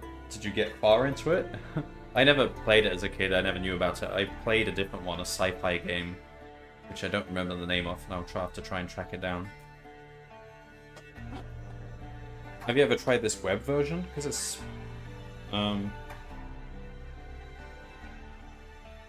pretty good. Last time I did this, I used the browser version, which is also on the Project Aeon website, but this web app is a bit better. Alright. We've died 5 times. This is hard. First time I played this, I did it first try. I beat the first book first try. Alright, 6th Sense. Basically not rereading the pages that I've been on before, so I'm kind of just skipping through them. So the 6th Sense means we can now choose to head south or cut through the heavy foliage. Let's go south. Then we hide from the big flying thing. We can use tracking here. Fresh paw prints leading off along the south path. These are the prints of a black bear, an animal renowned for its ferocity. Right. If I had animal kinship? No, it didn't give me the option, so... Ah, we've been here before. So we talk to the guys, talk to the people.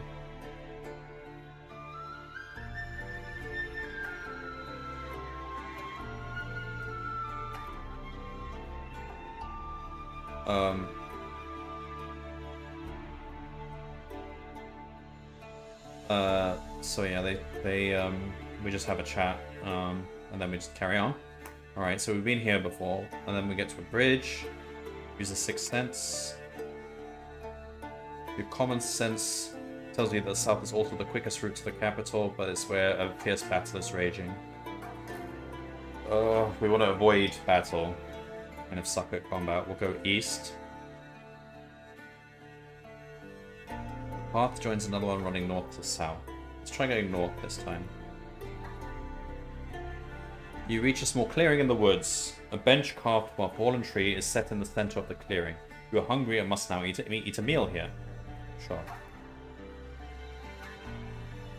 When you're finished, if you decide to leave the clearing by the south way... Well, would that not take us back to where we were? Oh, it's probably a different way. Or if you prefer the smaller track that leads eastwards into the forest. Sure, let's go there. You follow the rough track for nearly an hour when you notice ahead of you another wider path branching off towards the south. Sure. We'll go south. The path meanders between several small wooded hills and eventually leads to a ruined log cabin. It seems that it had burnt down not so long ago, for the ashes are still warm and a haze of smoke still lingers. You sense possible danger here.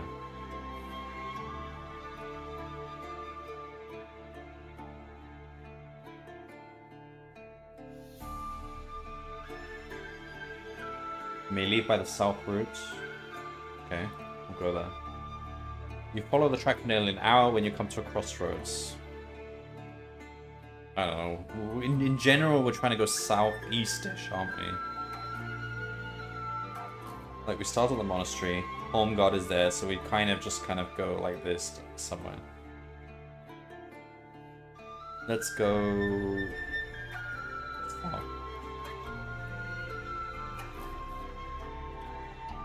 Oh, the refugees. Alright, so if we join them, then we can fight to save the children. Is that a good outcome? Yeah.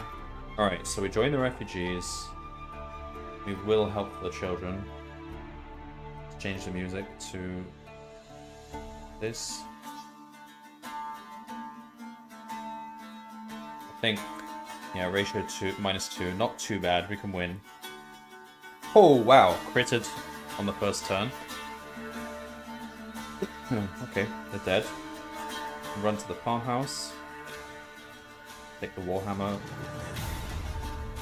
We need a spear though. I don't remember where the spear was. It was in the charcoal hut.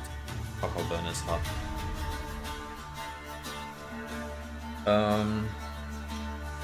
Search the room further. I think we find a meal, don't we? There we go. and then we meet these King's Guard. So if we go with the King's Guard, we have to fight that boss, and at this combat, we don't want to do that. So for the first time, I'm gonna ignore them and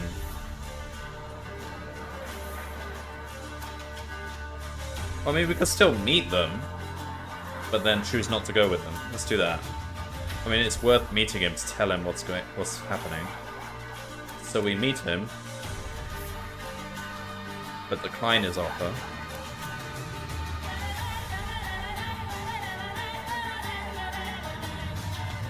Right.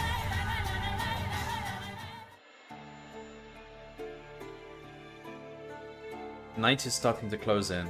The shadows of the forest are growing longer and darker. Just as you're about to stop and rest, you see through the trees a line of people moving south along a wide highway. Moving closer, you notice a large merchant's caravan in the center of the dusty turnpike. It is drawn by 6 large horses and is moving much faster than any of the other traffic. This could be a chance to reach the capital as quickly as possible. Damn. We took camouflage so many times, but we didn't this time.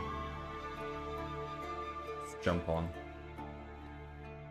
The caravan careers past, you leap for the tailboard and manage to hold fast. Pulling yourself upright, you find that you are standing on the bottom rung of a ladder leading to the rear door of the wagon. Suddenly, the top half of the door flies open and you're confronted by the angry face of a bodyguard.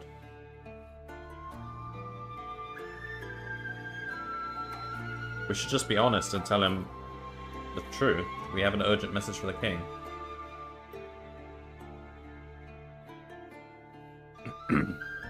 The bodyguard looks at you with great suspicion and slams the door. You can hear voices chattering inside the caravan. Suddenly the door swings open and the face of a wealthy merchant appears. He recognizes your Kai cloak and apologizes for his servant's behavior. He says that they have been attacked several times since they left Toran, by Kran, by bandits, and by robbers. They thought you may have been a bandit. Inside the caravan is full of silks and spices. The merchant offers you food, which you gratefully accept. After your sumptuous meal, the fatigue of your ordeal finally overcomes you and you slip into a deep sleep. You are woken by the cries of a crown circling above the caravan. It is early morning and the sky is clear and bright. You can see a pack of doom wolves less than a quarter of a mile away along the highway ahead. They are preparing to attack. You must attack quickly. If you decide to gather your equipment and run for the cover of trees, or we can decide to cut free one of the horses and try to break through the attacking doomwolves to the clear road beyond.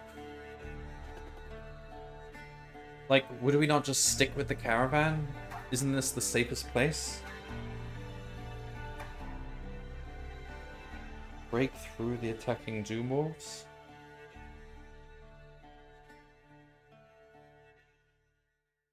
Like, if we manage to do that, then we'll have a horse. But a bunch of doomwolves are going to take down a horse. Is this actually going to work? We're on full health, so...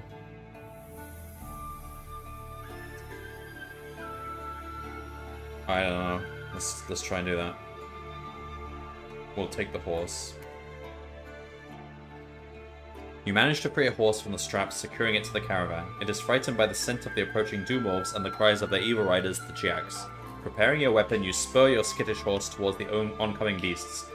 They are less than 50 yards away, and they are lowering their lances at you as they get nearer and nearer. This is a mistake. What are we doing? You're charging head-on towards each other. You see the razor-fanged mouth of a doomwolf and hear the hideous cries of the Jiaks. 2 of them are coming straight for you. You are saved from certain death when your horse jumps at the approaching beasts, knocking them both to the ground. Nice! You lash out at the Jiak and open a large wound in his head. And then suddenly, as if by a miracle, you're through and racing on down the highway, clear of the rest of the pack. But a shadow follows you. It is a Kran, and it has started to dive. Its target is you.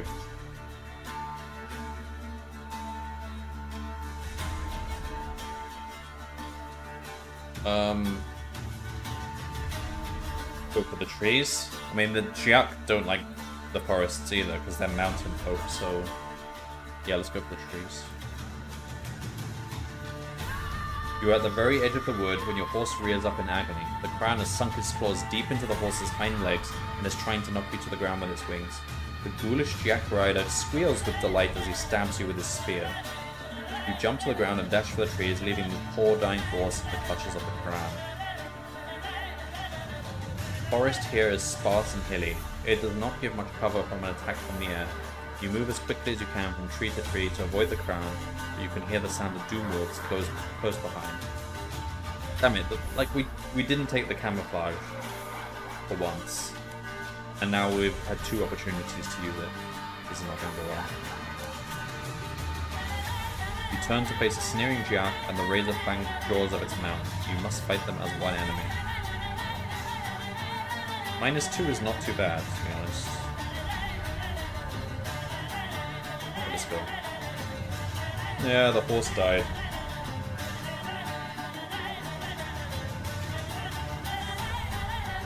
Oh, a crit! Good. Evens. Alright, we've won this. Nice. What are we on? 15 health, not too bad.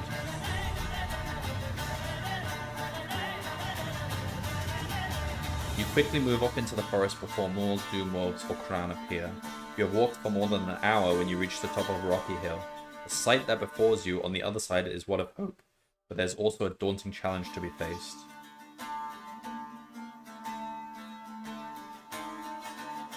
You can see the tall grey-white walls and glimmering spires of Holmgard, its banners fluttering from the battlements in the fresh morning breeze. Stretching out towards the west, the river Eladil traces its course from the mountains of the Dernkrag range to the Holmgolf. But from below the mountain peaks, you can see a vast black army marching relentlessly on towards the city. To your right, you can see the highway heading off over the rolling plain towards Holmgard. At run, you could reach the outer fieldworks of the city defenses in an hour, but you would be in the open for most of the time and vulnerable to attack by Kran. However, ahead of you, a wide and muddy river drifts sluggishly towards the Eladil. Do you have a link for the web version you're using? Yep. This site. Paste it in chat.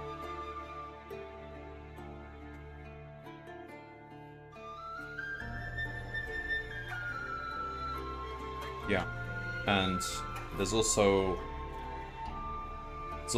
like an older browser version, which is also, you can just search Project Aeon, and that also lets you download the books and manually turn to pages and stuff. It gives you more manual control, but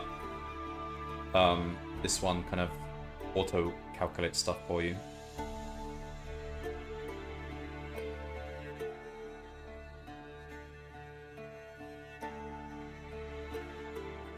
County Macula, thanks for the raid. What were you doing? I'm doing something a bit different today. I'm playing some Gamebook stuff.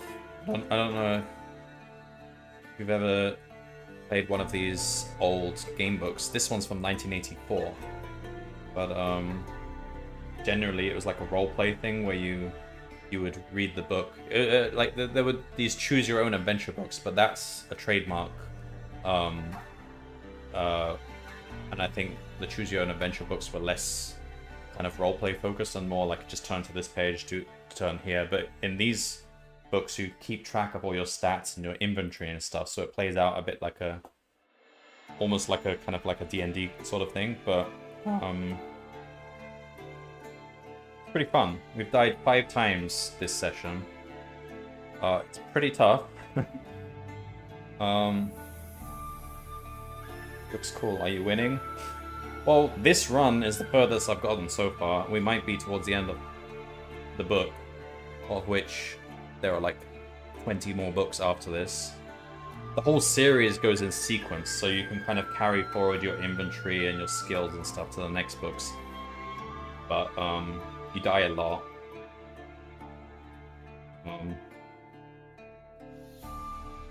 Fabled Lands. I haven't heard of it. I mean, when I was a kid, I had one sci-fi book, and that was like the only one I really played.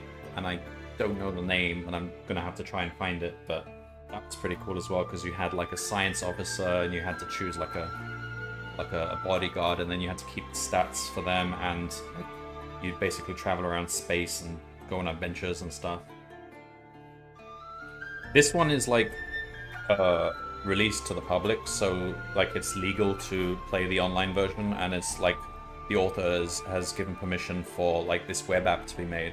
In fact, I just pasted it in chat. I'll do it again. So you can actually play this web app, and it auto-calculates stuff for you. But if you want to play the book manually, you can also just use the browser version, which is also somewhere. projectaeon.org, and you can play it manually. Also, in these books, they had this weird RNG system, which I'm not using, where you were supposed to kind of hold a pencil above a grid of numbers and go plop, and then wherever your pencil landed, that was the number you were supposed to use. Here we're just letting the computer calculate our dice rolls. But Fabled Land is like an open world version of this, where each book would cover an area. There was a Steam version that can be purchased. Oh, interesting. I'll have to look up more of these, because not many of them were ever made digital, so like either you have to find the old book and just like, I don't know, scan it, or try to play it using a PDF of it or something, or I try to find things like this where people have actually made digital versions. So where are we now? In this book, we're trying to get from the Kai Monastery to Holmgard, which is just here on the left side of the map. I think we have Holmgard in our sights right now, so this is as far as we got. The basic rundown of the story is we are of the Kai monks, and our monastery was attacked, and we were the only survivor because we were out collecting firewood or something, and we had to run to the king to warn him that a dark army, the Dark Lords, is approaching from... where did they say? From, I don't know, from behind these mountains somewhere. Yeah, probably.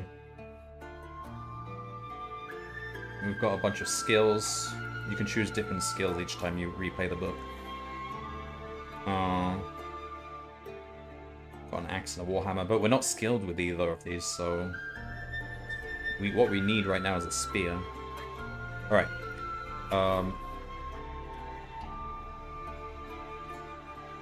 I already read this out, didn't I?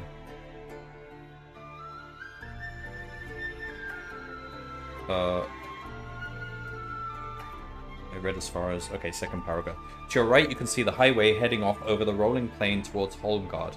At a run, you could reach the outer fieldworks of the city defenses in an hour, but you would be in the open for most of the time and vulnerable to attack by Kran.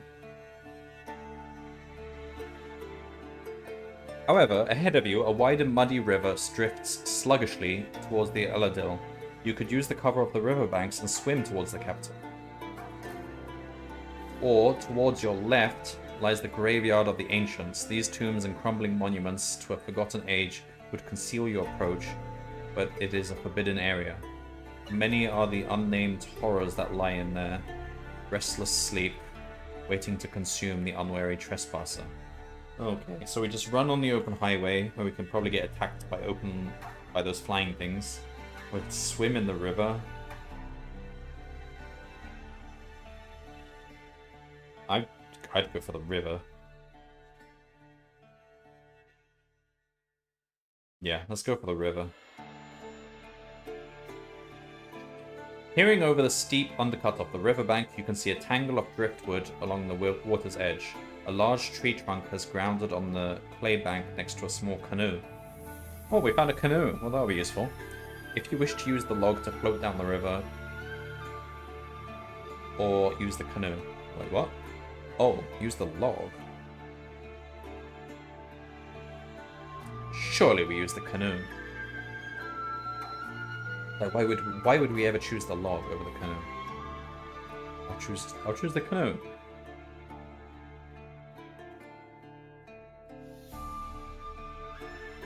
It is a small one-man canoe in very poor condition. The wood is split. Oh, well, a canoe could leak. That's an issue. The wood is split and warped, and the craft appears to be leaking in several places. You quickly patch up the worst of the holes with some clay and bail out the water. This seems to stop the leaking for a moment. Stowing your equipment at the bow, you set off downstream using a piece of driftwood as a paddle.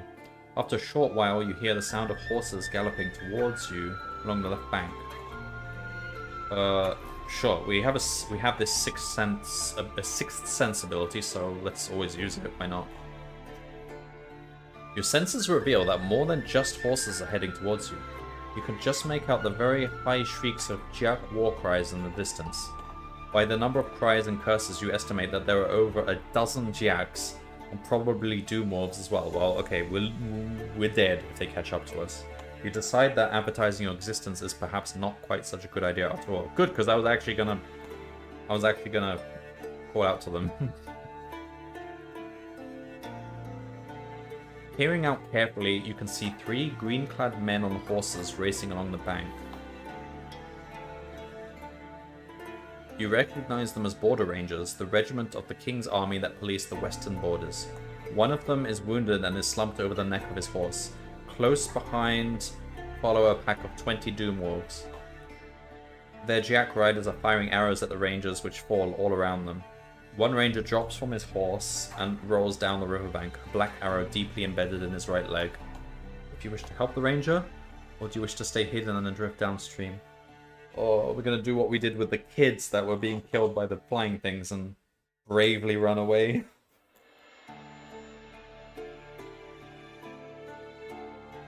I think so. This doesn't sound like a battle we can win. Even with these rangers on our side. How many are there? There's 2 rangers like that are like combat ready.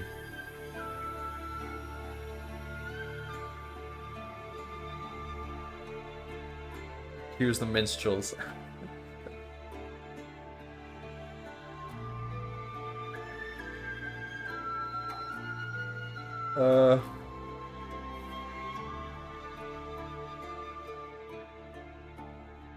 I'll bravely turn my tail and flee. Brave Sir Hextree ran away. After nearly half an hour, you feel the current getting stronger. Looking out across the surface, you can see that you're approaching a whirlpool in the middle of a large river bend. You will surely drown if caught in its current, so you quickly swim towards the right-hand riverbank and continue your mission on foot, carrying all of your equipment. It's working out so far. You walk for nearly an hour along the twisting river's edge. Beyond the next turn, you can hear the faint noise of battle. Carefully climb a steep hillock to get a better view of the area. The outer fieldworks of the city can now be seen. Oh, we're really close to the city now. Drawn across the river is a line of barges chained together to form a floating barricade. You can also see soldiers running along the log walls of the fieldworks, and you can hear the faint noise of battle drifting from the west. Yeah, let's approach the barges. Like, the more soldiers we can be with, the better our chances, I would say. You've been spotted by the guards who level their crossbows at you.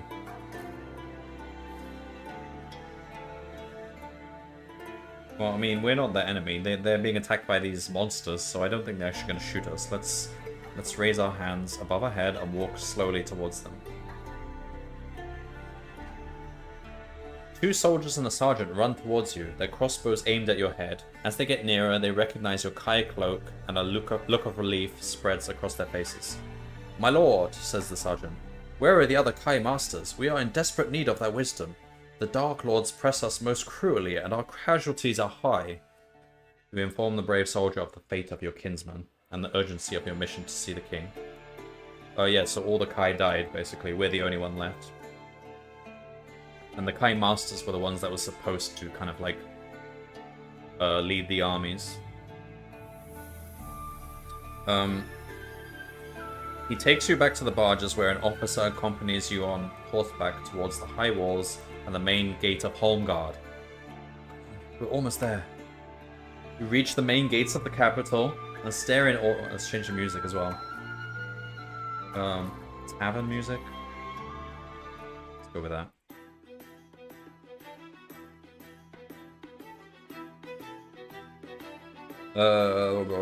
200 feet high, the walls of Holmgard have withstood the ravages of both time and the Dark Lords.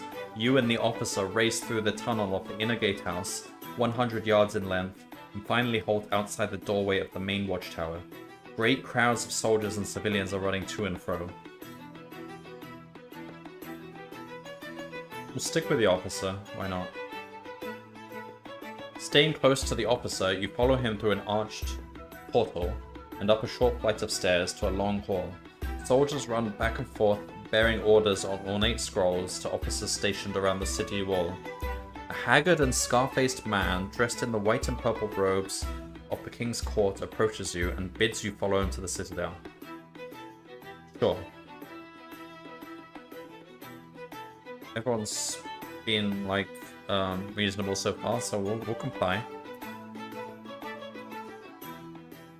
You follow the man into a small library off the main hall. He pushes one of the many books on the shelves, which line all four walls, and you hear a metallic click. One section of the bookcase slowly slides back to reveal a hidden passage. Alright, now I'm starting to get suspicious.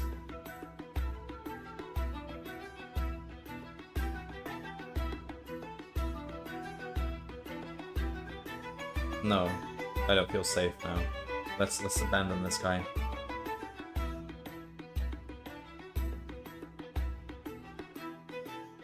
You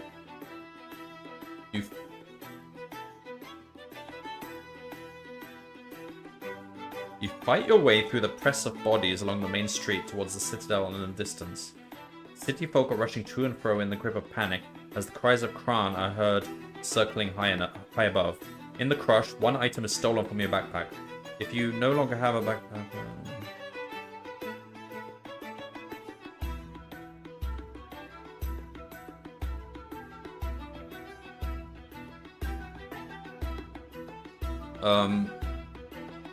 So we're supposed to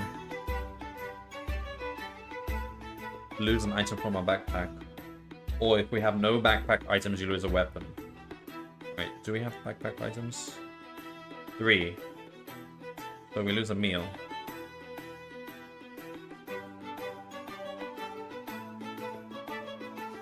Okay, we lose a meal.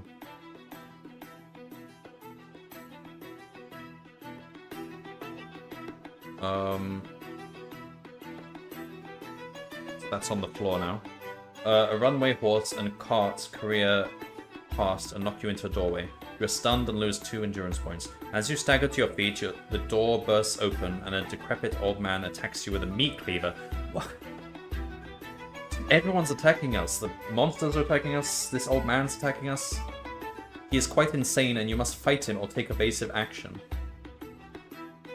What if you're really peckish when you're talking to the king? Yeah, well, you never know. You choose to fight, or if you wish to evade a fight. This guy with a cleaver? I mean, he doesn't seem that well equipped, and he's an old man. What are we... How healthy are we? Why is he at... Also, we need to change the music to be more...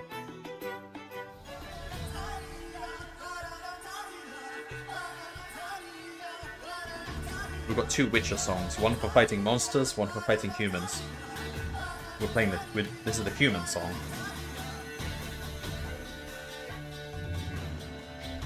And as Geralt said,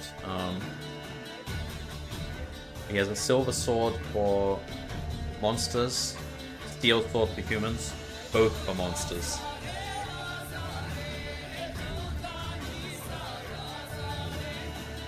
I feel like we'd beat him, but I don't. What's going on here? Why is he? Is he? Maybe the Dark Lords have like used their mind powers on him and made him insane or something.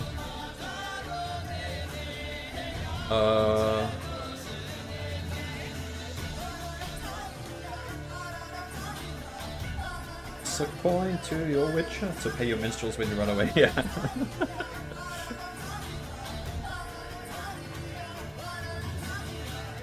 Alright, we'll just evade the fight. Like, I don't want to fight this guy. You quickly escape from the madman and dodge along a dark alleyway where the houses are small and cramped together. At the very end is a green door with a sign above it that says Olane Sage or Herbalist.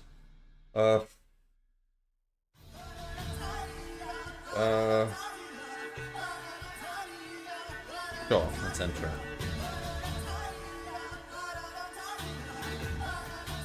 We're not being combative right now, let's change music.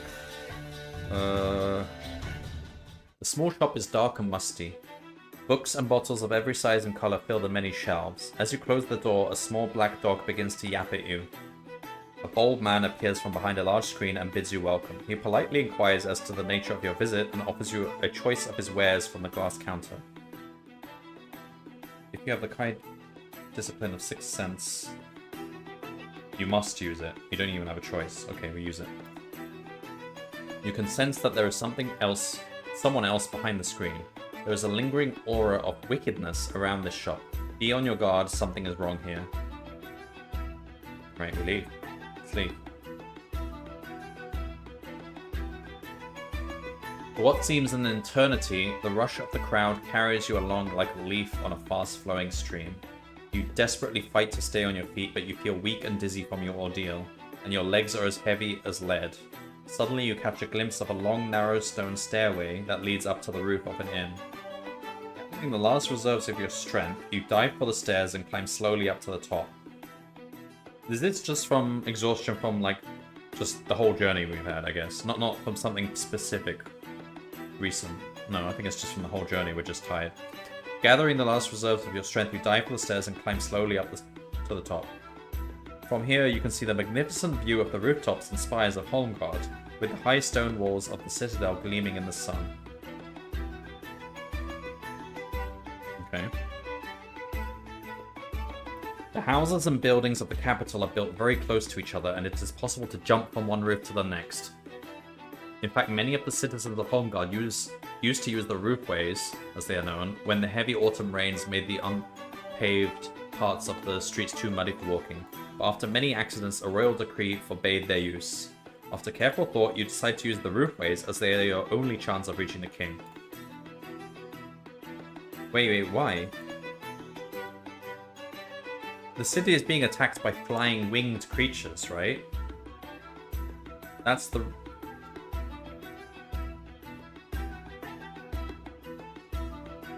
Or that was just something that happened earlier. Why do we want to go on the rooftops? Why can't we just go on the street?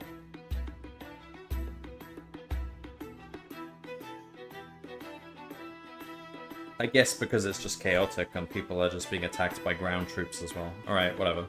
Maybe roofways is a better way to go. You have hopped, skipped, and jumped across several streets, and you are only one street away from the citadel when you come to the end of a row of rooftops. The jump to the next row is much further than anything you've tried before, and your stomach begins to feel as if it were full of butterflies. Can we just go to the street at this point? Determined to reach the citadel, you turn and take a long run up to the jump.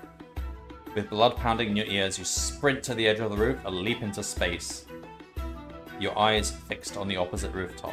Pick a number from the random number table. 1. Uh-oh. This is probably the bad one. Come on. It's just incident. It doesn't just hurt us. You fly in an arc through the air towards the opposite roof. Everything seems to be happening in slow motion. You see the teeming crowds below in the street and a nest of Cali sparrows in the eaves of a roof to your right. You hear their startled cries as you land with a crash on the other side, but it is the last sound that you will ever hear. The tiles splinter and collapse and you fall through the 4 floors of the Green Slipper Inn, breaking your back in several places. Your mission and your life end here.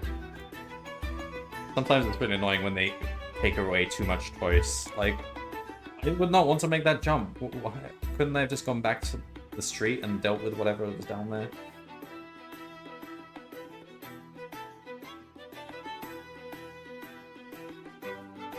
Man, I'm got so far. I feel like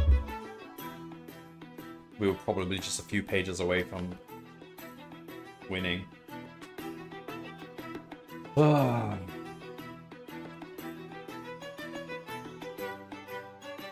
Try again? We're on 6 deaths now.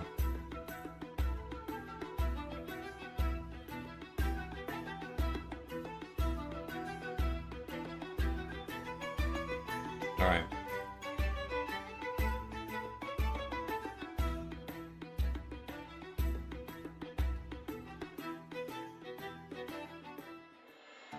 Oh dear.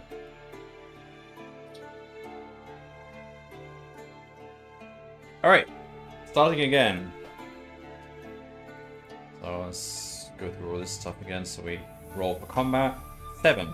Pretty good. Roll for endurance, 3. Below average. What should we choose?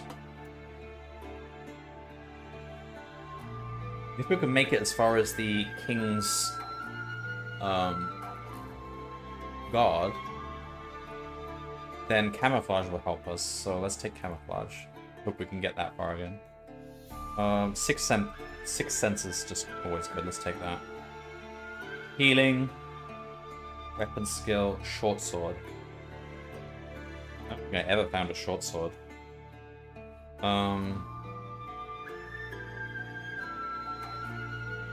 Technically, you can uncheck weapon skill once you know what you've rolled. That's cheating, though. I don't know.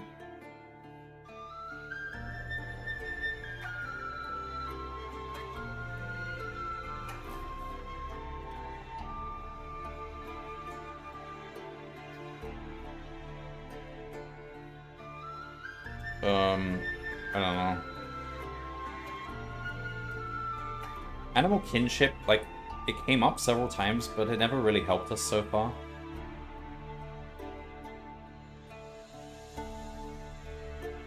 I think if we're trying to be a bit optimal now, like trying to end this once and for all, it would be these options and...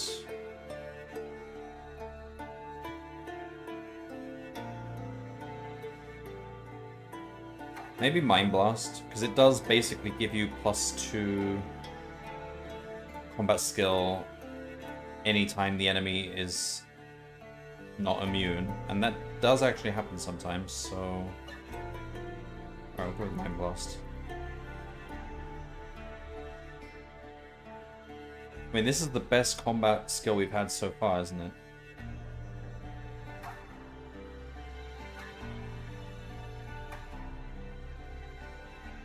So we'll go all in on combat. Alright, that's 5. So we roll for money. We get 9 gold crowns, that's maximum. Roll for an item. Sword. Oh, we needed a short sword. Alright. And...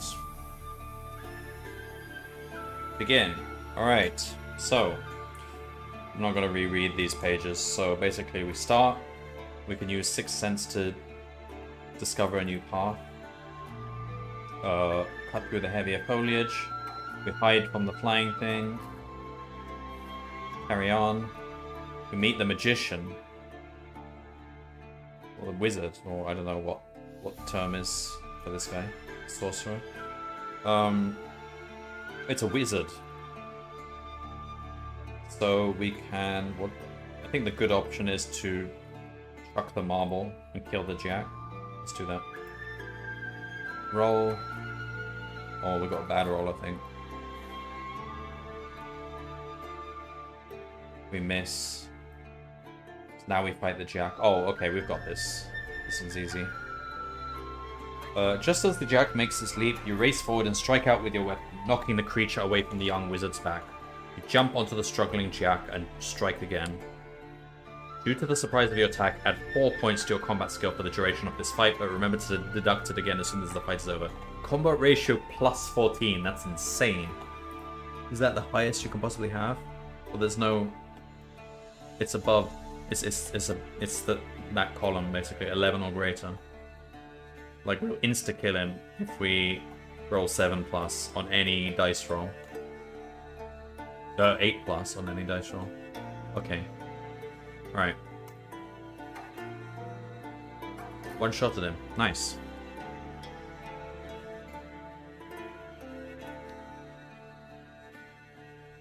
Killed him so quickly I didn't even have time to change the music to the combat music.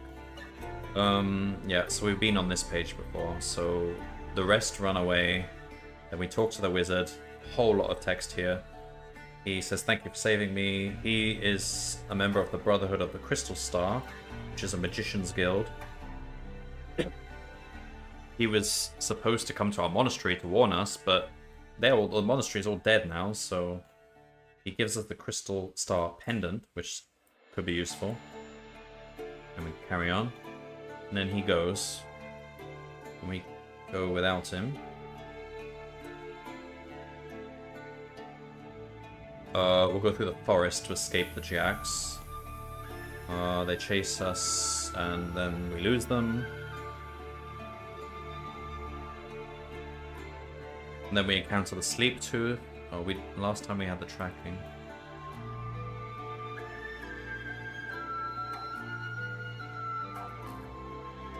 We'll avoid Sleep Tooth. It seems dangerous. We'll go back to the track. Approach the huts. We find a spear, but we're not trained in spears. What we? Short sword. Oh fuck, the bird. Uh-oh.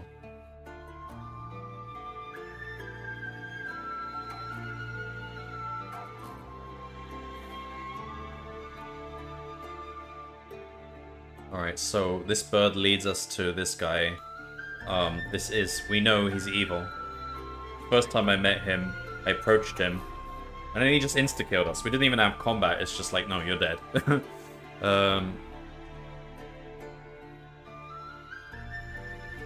Another time I fought him, and I actually won. Alright, we'll draw our weapon and attack.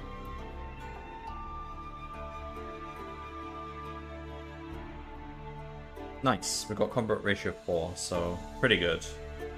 I think we'll win. Put the music on this time.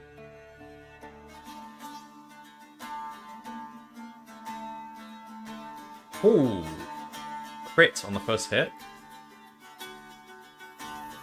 No, that wasn't a crit. That is a crit. Wait, why did 0 do more? No, I mean, why did 0 do less? Wait, so 9... Well, let's have a look at the table. So we're on combat ratio 0. Oh, because on the first turn we had a bonus, but we didn't have that for the remaining turns. Okay. We didn't even get hurt. And then, so we take the gem. It hurts us, but we get the gem. And then we are running from these Jacks.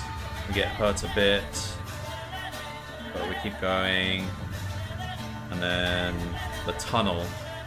We're healthy, so we should probably go in the tunnel, because I remember we fight that thing and we win. Let's go through the tunnel. This thing's easy. Dead. Although we did actually get hurt a bit.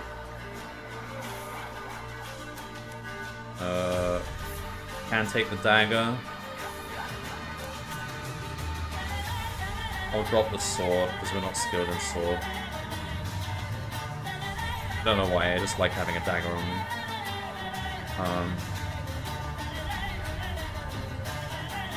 We get 20 crowns as well, nice. And then the refugees, oh. Can we save the children? Yeah, we could probably save the children.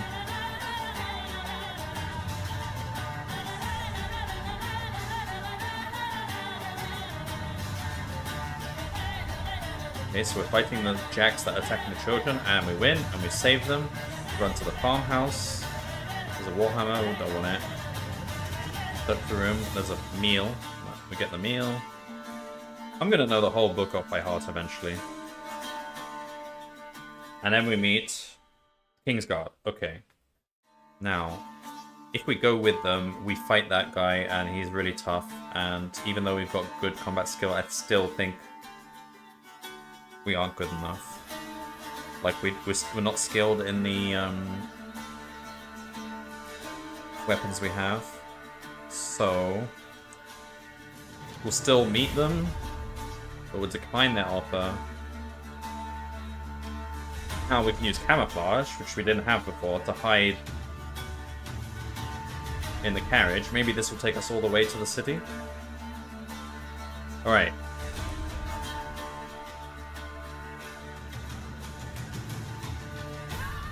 You pull yourself to the top of the opulent caravan and nestle among the traveling cases and bags. Night will soon engulf the highway. A chill wind blows from the west, and you pull your cloak around yourself to keep warm. You listen to the voices below, and you can smell the mouth-watering aroma of spiced meat. It reminds you that you are very hungry and must now take a meal. Sure. Eat a meal. You are woken by the cries of a crane circling above the caravan. It is early morning and the sky is clear and bright. You can see a pack of doom wolves less than a quarter of a mile away along the highway ahead. They are preparing to attack. You must attack quickly. The last time we used the horse to try to break out. Let's do that again. Take the horse. You charge head on to the wolves, but you actually jump over them. And then the Quran is diving to attack us.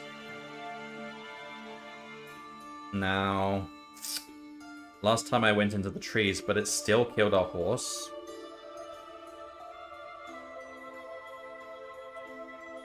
So I think our horse is probably going to get killed either way.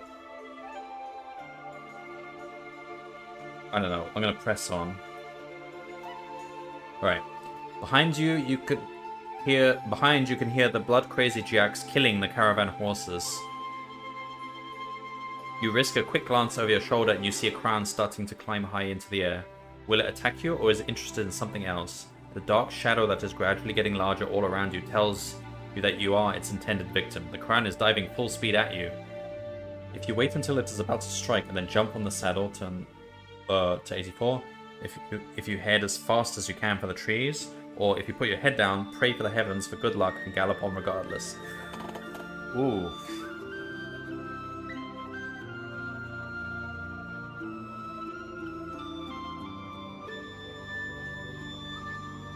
Like, I'm worried that the crown is just going to insta-kill us if it attacks us, so our best chance is probably jumping from the saddle.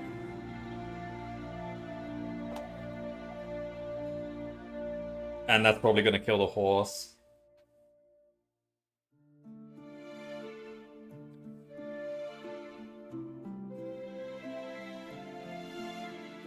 Like, option 2 and 3 are basically the same, but one is putting your head down.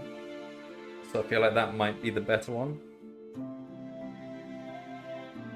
But it could be a troll. Oh, I don't know. There's so many insta-kills in these games, which are annoying. Alright, should we do that? Put our head down. Off. It would seem that the heavens have not heard your prayers. A spear whistles past your head and embeds itself in the neck of your galloping horse. With a shriek of pain, the horse topples forward, and the horse dies anyway, and you both roll in a tangled heap on the highway. Dazed and pinned down by the weight of the dead body of your horse, the last thing you remember is the sharp, penetrating spearheads of the Jack Lancers. You have failed in your mission. Oh my god. I don't think there's any way to actually save the horse. I should have jumped from the horse. What was the other option? To, just gallop fast. That went to a different page, but I bet that still kills you. For goodness sake.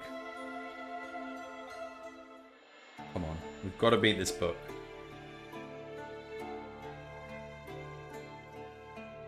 At the end of the stream. We're on 7 deaths.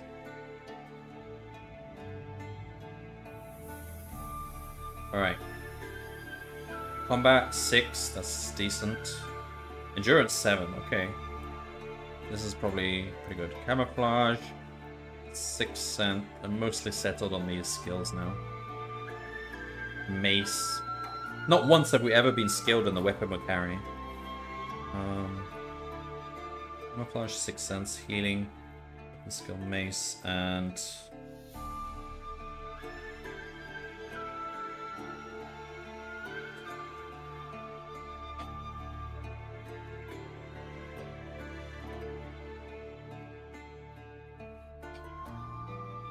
Mind Blast again, I guess. Just go all in on combat.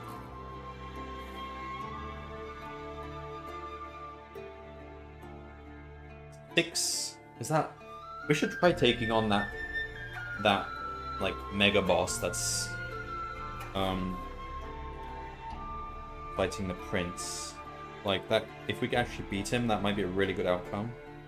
But what would we need for that?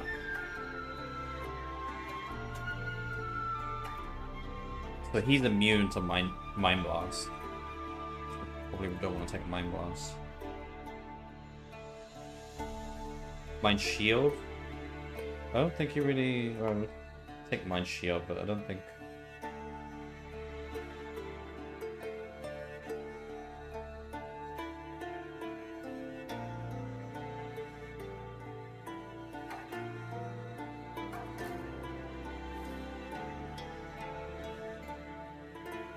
I don't think Mind Shield's that good. Like, it saves a few endurance points probably, but it's not like a game changer. I think some of these other skills are a bit more game changing.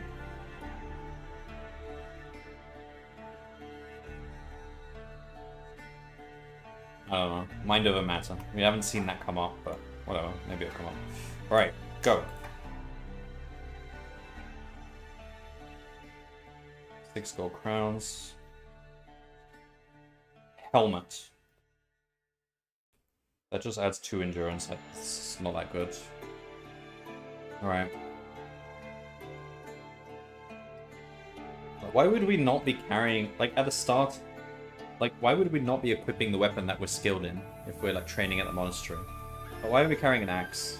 We've never been skilled in axes.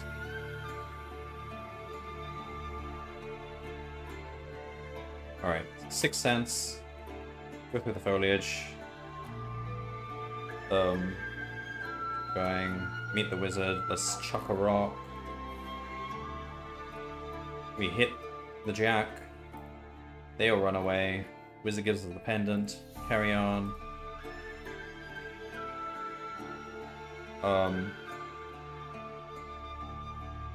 We've never climbed this hill, but I think it's a bad idea. We'll go to the forest.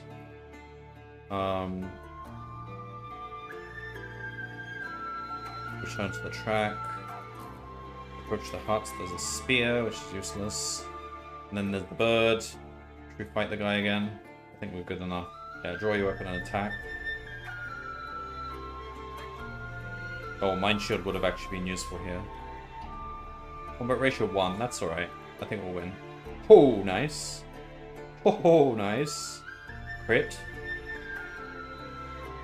Right. Take the gem.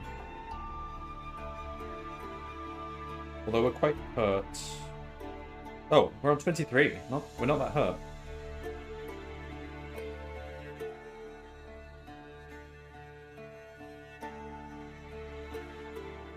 And then we get hurt by them. Tunnel. Yeah, we should take on the thing in the tunnel. Into the tunnel. Fight this guy. Dead. Dagger. We can pick it up. Carry on. Alright. Join the refugees. Yeah, do all the same things. Join the refugees, help the children, fight the jacks, win. Oh, wow, they're really hurting us. Then run to the farmhouse. Warhammer. Basically every weapon we're not skilled in. Don't bother taking it then. Search the room further for the meal. 21. And then... Alright, King's Guard. We're quite hurt. Alright. Let's... Oh, so we meet him. Decline his offer. Sneak aboard. Eat a meal. Alright. Let's do this again. Ride the horse. Do that. We'll gallop flat down the highway. And this time we jump off the saddle. Just as you feel the air beating on your back, you slip free of your horse and roll over, landing with a splash in a muddy ditch by the side of the highway. You are uninjured, and you quickly scramble to your feet and make a dash for the cover of the trees, but with 30 yards left to run, you see the crown circling above for another dive.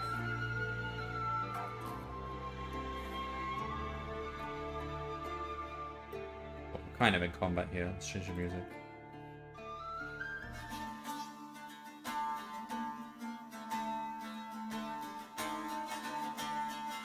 You can see the shadow of the crown getting larger all around you. It suddenly strikes, pitching you forward onto your face with the power of its attack.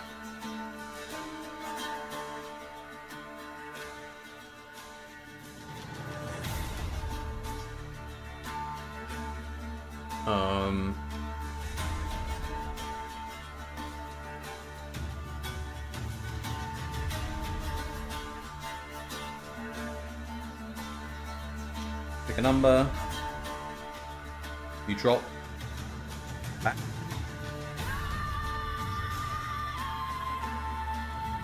We lost the backpack and all the equipment that was inside it.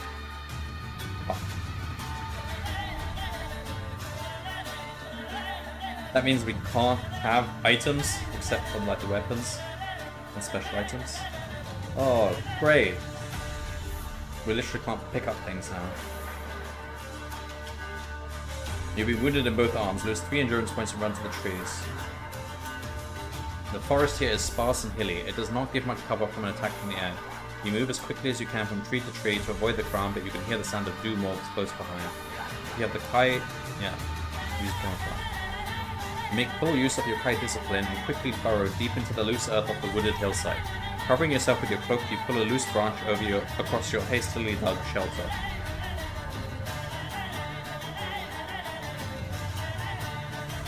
You turn to face a sneering Jack and the razor-fanged jaws of its mouth. You must fight them as one enemy. Well, I didn't hide very well, did I? What have we got? Okay, we're healthy again.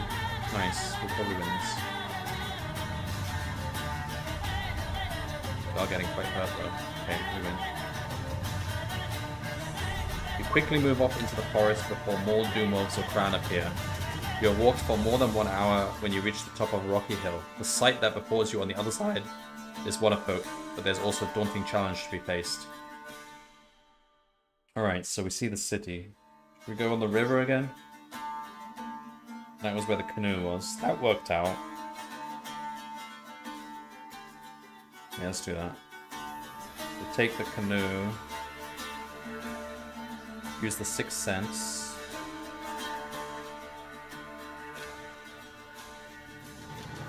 Well, we already know what the sense is. We'll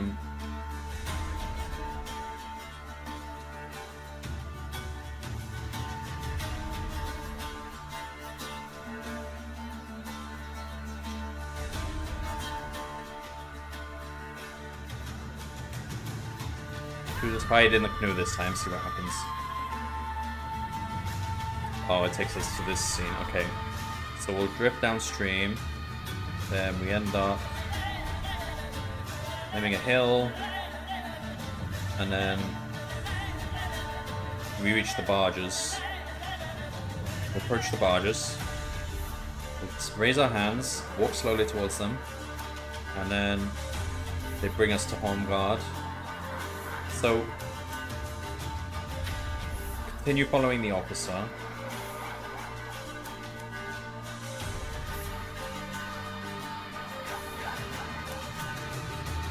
Why can't we stay with the officer? So we can follow this man, but I think he's suspicious, so we don't want to follow him. Return to the crowded streets. Why do we lose the officer when we do this? Alright. Okay, so then we end up here. You lose a weapon. Alright. Well, we'll lose... dagger, I suppose.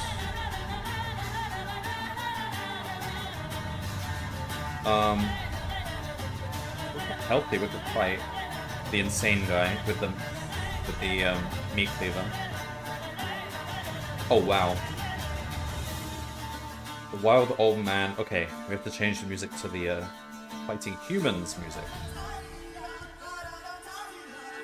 The wild old man is screaming at you. He blames you for the war and curses the Kai Lords as agents of the Dark Lords. He will not listen to reason and you must fight him. Insta-kill. The madman lies dead at your feet. 2 soldiers appear at the doorway and immediately congratulate you. They tell you that he was an escaped lunatic whom they have been tracking for the last 2 days. One of the soldiers gives you 10 gold crowns, reward money, and offers you to escort you to the Citadel. Please, just somebody escort me to the Citadel. Yes, I accept. It takes you nearly an hour to reach the Citadel. When you arrive, you find the citizens of Holmgard are in panic and confusion. Your escort approaches the armored guards at the main entrance and tells them of your urgent message for the king.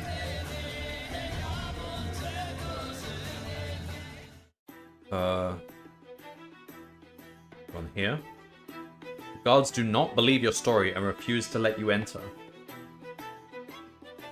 Your escort disappears into the crowd and you are left alone to find your way in this confused city. They don't believe my story? Great. Shocked and then dejected by such a rebuff, you are carried along by the crowds until you find yourself at the entrance to the guild hall. It stands at one side of the guild bridge which crosses the river Eladil near where it joins the Holm Gulf.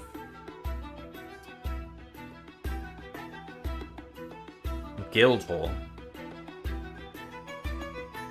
Sure, let's enter the guild hall. Just inside the door, you're stopped by a journeyman of the guild hall and asked to explain your intrusion. You calmly inform him of your urgent message for the king, and he hurries you into the guildmaster's chambers. A distinguished old man in deep purple robes turns to greet you and listens to your story.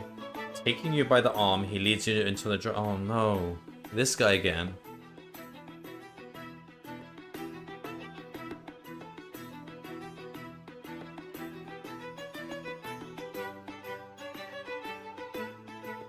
But he's a journeyman. We know he's a journeyman of the guild hall.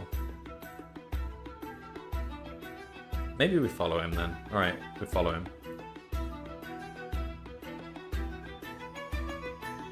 Oh, he was good all along? You walk for nearly 10 minutes along a dark and winding corridor and then start to climb a steep staircase to a small wooden door. The man presses a secret catch and the door opens. You enter a large, plushly decorated bedroom with a huge marble bath that takes up one corner of the room.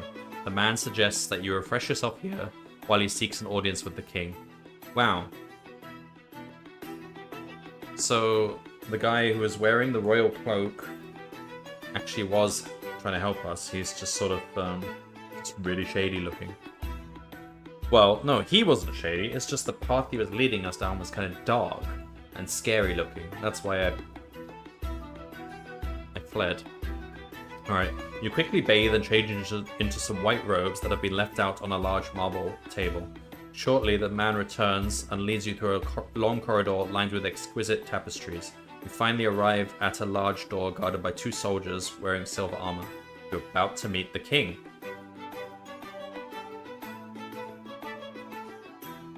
You enter the Chamber of State, a magnificent hall decorated lavishly in white and gold. The king and his closest advisors are studying a large map spread upon a marble plinth in the center of the chamber. Their faces are lined with worry and concentration. Silence fills the hall as you tell of the death of your kinsman and of your perilous journey to the Citadel. As you finish your story, the king approaches and takes your right hand in his.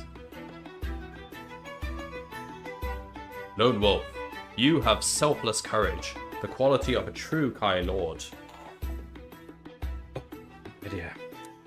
Your journey here has been one of great peril, and although your news comes as a grievous blow, the spirit of your determination is like a beacon of hope to us all in this dark hour. You have brought great honor to the memory of your masters, and for that we praise you. You receive the praise and heartfelt thanks of the entire hall, an honor that brings a certain redness to your young face. The king raises his hand, and all the voices cease. You have done all that Summerland could have asked of a loyal son, but she is greatly in need of you still. The Dark Lords are powerful once more, and their ambition knows no bounds. Our only hope lies within Durinor, with the power that once defeated the Dark Lords an age ago. Lone Wolf, you are the last of the Kai. You have the skills. Do I really though? I don't even have the skill in a weapon that I own. It would be really nice if the king would outfit me with a short sword, which is what I have skills in. Will you journey to Doranor and return with the summer sword, the sword of the sun? Only with that gift of the gods may we crush this evil and save our land. If you wish to accept the quest of the summer sword, begin your adventure with Book 2 of the Lone Wolf Adventures. Fire on the Water. Did it! Alright. So the very first time I played this, not only did I beat it on the first try, I can't remember what. I have a YouTube video where I streamed it, so you could check that out at some point and see what the heck I did that managed to beat the game in one. But I probably had good combat score or something. You know, if his name was Lone Wolf, you'd think that would be a warning to the rest of his order. Yeah, you would. Fire on the Water. Is it gonna keep my stats and stuff? I believe... I hope they give us a backpack at the very least.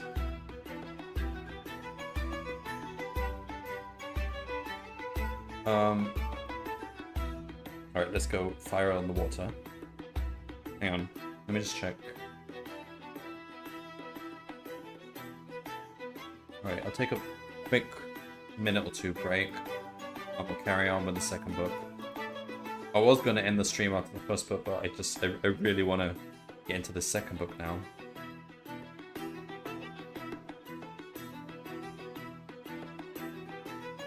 I'll probably die really quickly.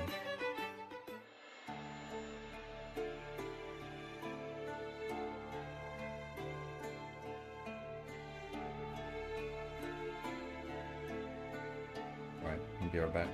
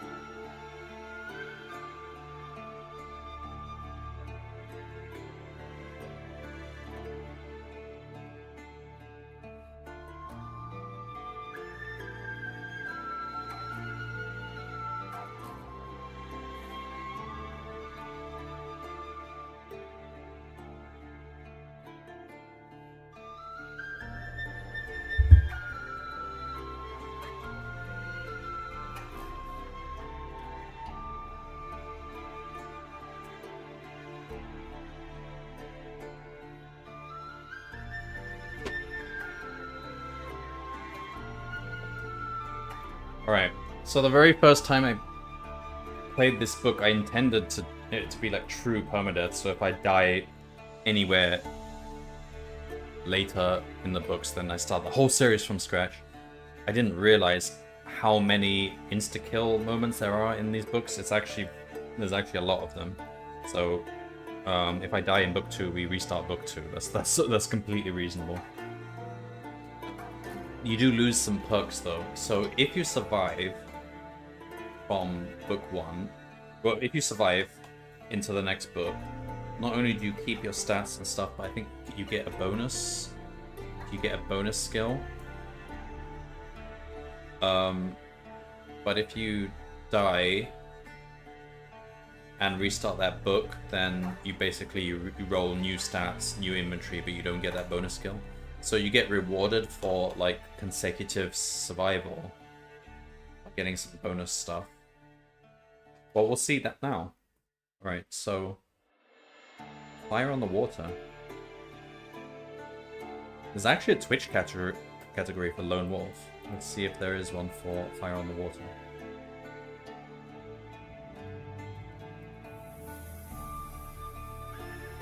Fire and Water? No.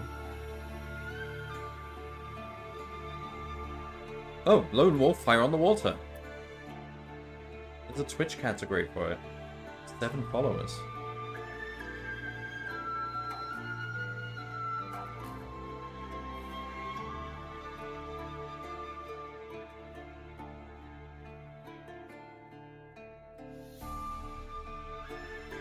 interesting.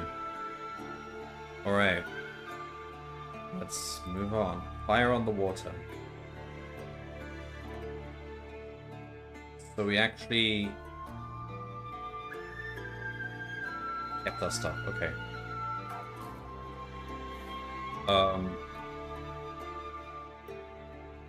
Is this page same as before?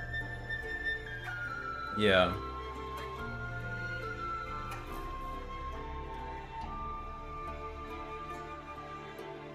Well, not really. Okay, we'll read it again. No. This, yeah, no, it's different. This is telling us what happened in the first book. Alright, in the northern land of Summerland, it has been the custom for many centuries to send the children of the warrior lords to the monastery of Kai. There they are taught the skills and disciplines of their noble fathers. In olden times, during the Age of the Black Moon, the Dark Lords waged war on Summerland. The conflict was a long and bitter trial of strength that ended in victory for the Somlending at the Great Battle of Markengorge. King Ulnar and the allies of Durinor broke the Darkland armies at the pass of Moitura and forced them back into the bottomless abyss of Markengorge. Vashna, the mightiest of the Dark Lords, was slain upon the sword of King Ulnar, called Summer Sword. So that's what the king sent us to find, the Sword of the Sun. Since that age, the Dark Lords have vowed vengeance upon Summerland and the House of Ulnar. You are Lone Wolf, a young Kai initiate who was learning the secret skills of the Kai Lords. 2 days ago, your peaceful country was plunged into war when a vast Dark Lord army suddenly invaded Summerland and completely destroyed the Kai Monastery. All the Kai Lords were in attendance for the Feast of Fairman, and all were killed, as the monastery was surrounded and destroyed, the walls collapsing in on the assembled company. You, the only Kai Lord to survive the massacre, vowed then to avenge their deaths. You knew your first task had to be to warn the king, for without the Kai Lords to lead her armies, your country, Summerland, would be unable to mobilize in time to drive the Dark Lords back. Your journey to the capital was perilous indeed. The enemy had overrun much of the country and were marching upon Holmgard, the capital itself. Despite the many dangers, you fought your way through the capital and delivered your warning to the king's court. There you were greatly praised for your skill and bravery, but told your mission was not complete. With the Kai Lords dead, there remained only one power in all of Magnamund that could save your people from the Dark Lords, the Summer Sword. After the defeat of Vashna, the Summer Sword had been bestowed upon the allies of Durinor as a mark of trust and allegiance that exists between the two kingdoms. In return, King Alin of Durinor gave Summerland a magnificent golden ring bearing the royal arms of Durinor. This ring is known as the Seal of Hammerdal. At that time, King Alin vowed that if ever the Shadow of the West should rise again to threaten Summerland, Durinor would come to the aid of her ally. The king has given you the Seal of Hammerdal. Your quest is to travel to Durinor to fetch the Summer Sword back, but meanwhile, the enemy have broken through the outer defenses to the capital and are preparing to besiege the city wall. As Captain Dval of the King's Guard leads you to the Royal Armory to equip you for your mission, the King's words keep coming back to you. 40 days, Lone Wolf. We have strength to stand against them for only 40 days. Are we gonna go alone?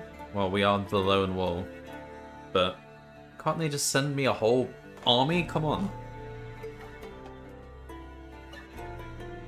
I hope they actually give us some stuff in this armory. Alright, so this stuff is... If you have successfully completed book 1 of the Lone Wolf series, you will already have your all that stuff.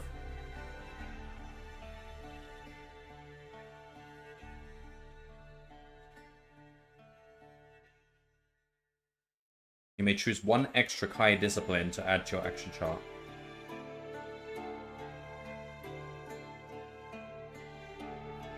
Wait, so if I were to die here and repeat book 2.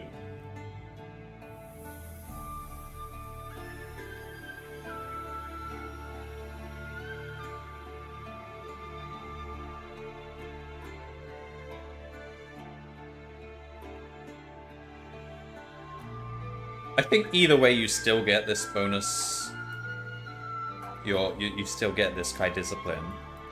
Like, it's implied that you have gone through book 1 because that's part of the story. But the only thing you lose, really, is all the unique items, like special items, for example, that you had. Like that pendant, which we did have. So we still have that. You would lose those, and they could be useful. So if I were to repeat book 2, you still get this extra Kai discipline, I believe. Alright. Continue.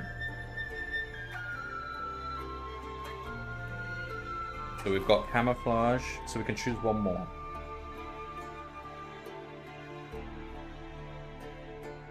We've got Mind Over Matter. What do we want? I think we should get Mind Blast, because in general it gives you +2 combat. Except when enemies are immune. But there were a few enemies that were not immune, and it would give you +2 in those scenarios, so I'll go with that.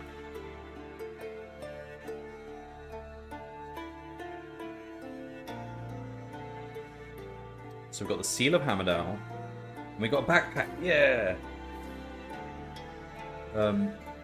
Guard Captain Duval leads you to the Royal Armory, where your green tunic and Kai cloak are taken from you to be repaired and cleaned. While you await their return, Captain Duval hands you a pouch of gold for your journey. We've got 14 gold crowns, nice. On a large table in the center of the armory, a number of items have been laid out for your choice. You may take any 2 of the following. Alright. Alright. What are we skilled in again? Mace.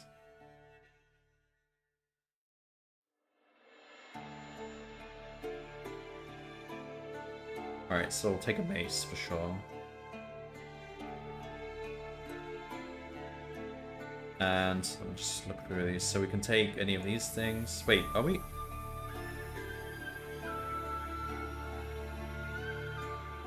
Oh, we've got 50 gold crowns. We're at max money. We've still got the Crystal Star Pendant. We don't have the gem. We've got a helmet. Okay, useful.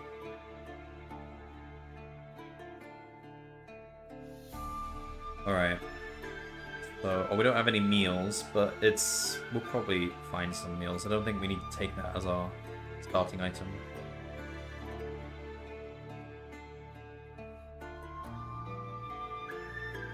So we've got the mace, that was the most important thing. Healing potion. This can restore 4 endurance points to your total. 1 dose.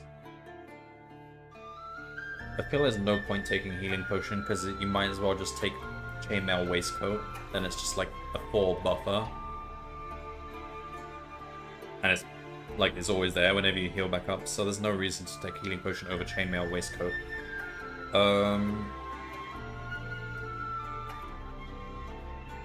Shield? Adds 2 points to your combat skill when used in combat. Is it like a only?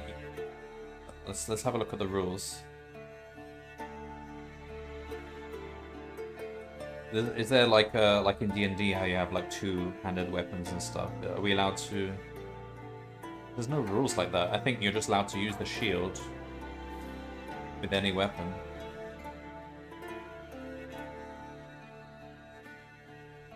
And we're using a mace, so it makes sense anyway. Alright, I mean, shield +2 combat skill, that's amazing. Let's take the shield. And it's not put in your backpack. It's a special item.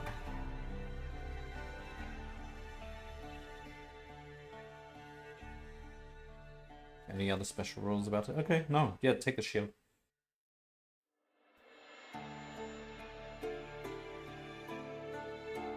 So we've got an axe and mace. This mace is what we want to default.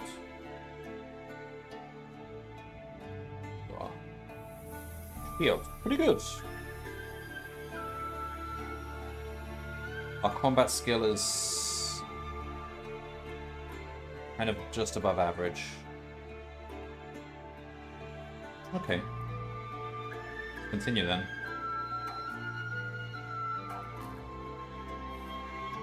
So we took the mace and the... Yeah, okay.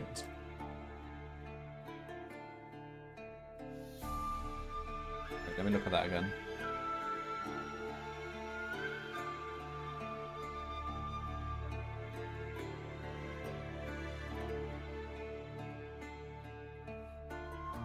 Yeah, okay.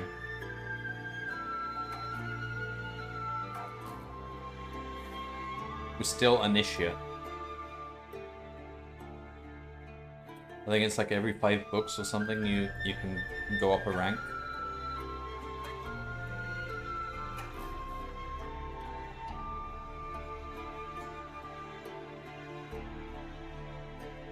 Alright, we begin.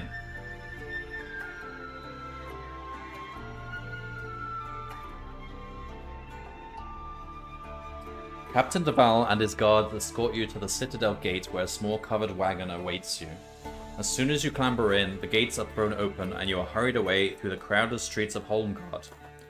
After a short but uncomfortable journey, the wagon stops and the driver pulls open the canvas flap. This is the key, my lord. There is your ship, the Green Scepter.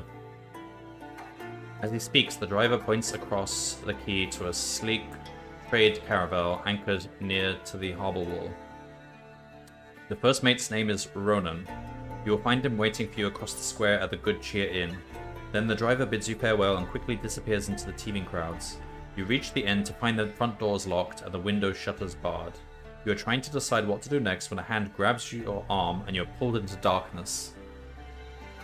What?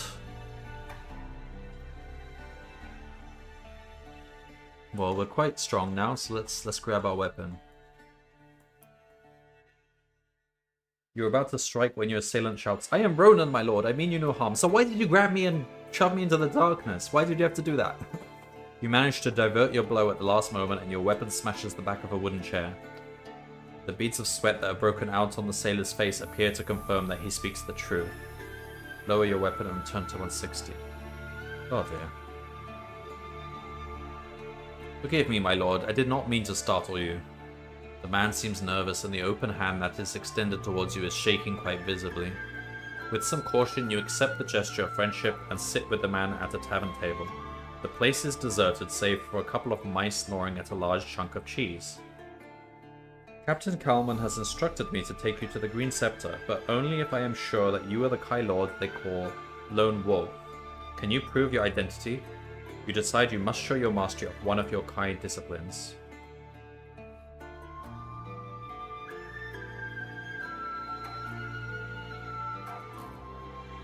I think the telekinesis would probably prove it best. How would we prove Mind Blast? Like, literally Mind Blasting him? Let's not do that. Could end up killing him. Or we could talk to the mouse.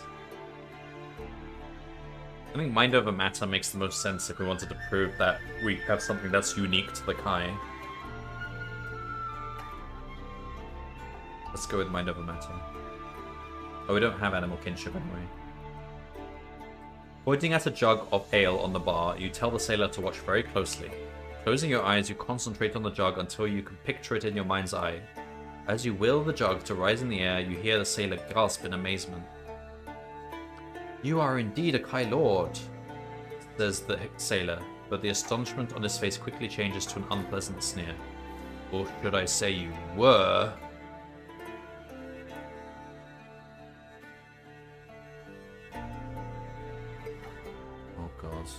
As he speaks, a door crashes open behind you and you turn to see 3 harbour thugs advancing towards you.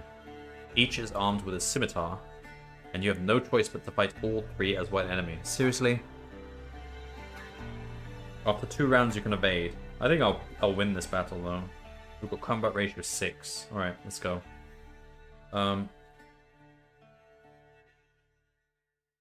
Fighting humans.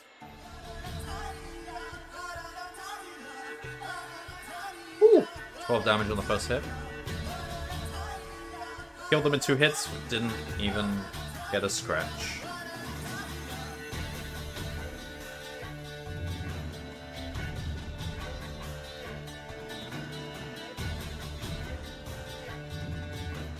The sailor who claimed to be first mate Ronan seems to have escaped during the fight. You quickly search the bodies of the harbor thugs but find nothing of value. However, you do notice that each of them has a tattoo of a serpent on their left wrist. Whoever sent them to kill you must already know of the importance of your quest. So we've got these serpent guys. Probably working for the Dark Lords, I don't know. Or they're just being paid a lot. You leave the tavern by the side door and discover the dead body of a sailor lying beneath some stairs. Inside the collar of his bloodstained jacket is a tag bearing the name Ronan. This must be the real Ronan. Oh. He has been murdered. You cover the body and turn towards the quay, where the green scepter is anchored about 300 yards from the harbor wall.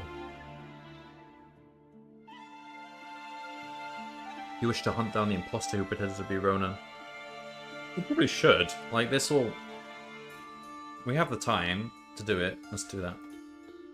You quickly deduce that the imposter must have escaped by the main entrance to the tavern, and if he is still in the harbor area, he must be in or around the main square. You search the buildings and alleyways around the square, but there is no sign of him at all. Rather than waste more time in a fruitless search, you return to the quayside and untie a small coracle from its mooring. As you row towards the green scepter, you begin to feel uneasy that so early in your mission your enemies seem to already have found you. As you paddle towards the sleek trade caravel, you notice to your surprise that the boarding ladder is being pulled up. A mean-looking sailor leans over the gunwale and curses at you. He seems to think that you are a refugee trying to stow away on board. But when you shout that you are a lone wolf and you were ambushed by an imposter at the tavern, the ladder is soon lowered again. As you climb over the side of the ship, you are met by a tall man in a gold-braided uniform. His face is almost totally covered by a shock of bright red hair and a bright red beard. "Haul anchor," he booms. The crew spring into action as if their very lives depended on it. The captain ushers you below to his cabin, where he pours 2 glasses of Wanlo, a strong spirit. His face shows concern as you tell him what has happened. "There is evil treachery at work, and the enemy already has plans afoot to thwart your quest," he begins when you've told your tale. "It seems that you have lost the element of surprise, and I have lost a courageous first mate. Let us only hope that the voyage to Duranor be swift and safe." You leave him to go up on deck just in time to see the outline of Holmgard on the horizon. With mixed feelings of pride and apprehension, you descend the stairway to your cabin as the last spire of the capital disappears from view. We go to this page. You awake the following morning to the cries of the lookout from high in the crow's nest above. "Longboat adrift off the port stern." You climb up on the deck and meet the captain, bracing yourself against the fresh breeze. Less than 50 yards off the port stern, a damaged longboat bobs up and down in the heavy sea. On board are 3 men huddled together against the wind. The captain orders the ship to go alongside and pick up the 3 men. They are fishermen from the Summerland port of Tyso. Their boat was attacked last night by pirates and they are the only survivors. You give them food and warm clothing, and they can barely hold back their tears of gratitude. As you prepare to continue your journey to Duranor, one of the men offers you a fine sword as a token of his thanks. If you wish to accept this gift, remember to mark it on your action chart. I can't keep it. No. We'll just,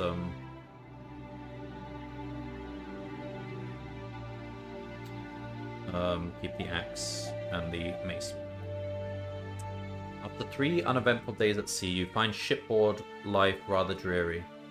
If you have the Kai discipline of healing, any endurance points that you may have lost on your adventure so far are restored. This will bring your endurance point... blah blah blah, okay. On the afternoon of the 4th day, you were talking with an injured sailor up on deck when you smell smoke seeping from the hold. We're at full health anyway.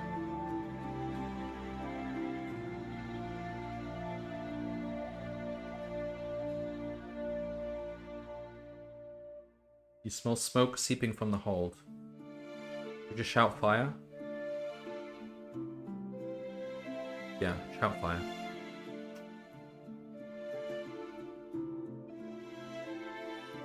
Suddenly panic strikes. The ship is thrown into a frenzy of activity as sailors grab buckets and blankets with which to fight the fire.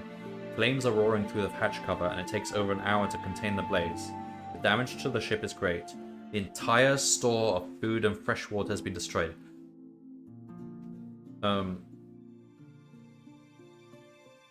Water just evaporate, or I guess the containers that held the water broke and it just spilled and stuff.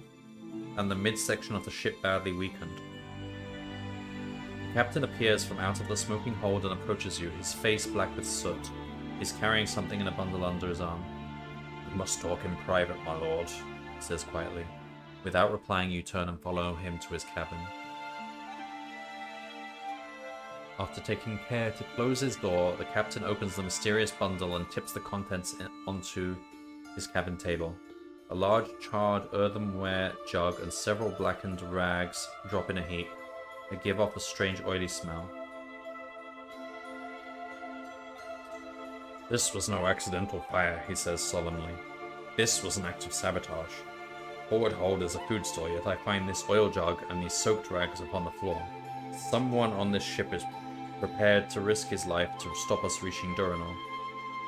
You both stare at the burnt rags as if they hold the answer to your questions. Suddenly a cry from up on deck breaks the silence. "Ship ahoy! Ship off the port bow!" Grabbing his sword and telescope, the captain disappears through the door and up the ladder to the deck above. We search his cabin. Like, would he have set this up? You can't trust anyone, can you? Alright, we'll search his cabin.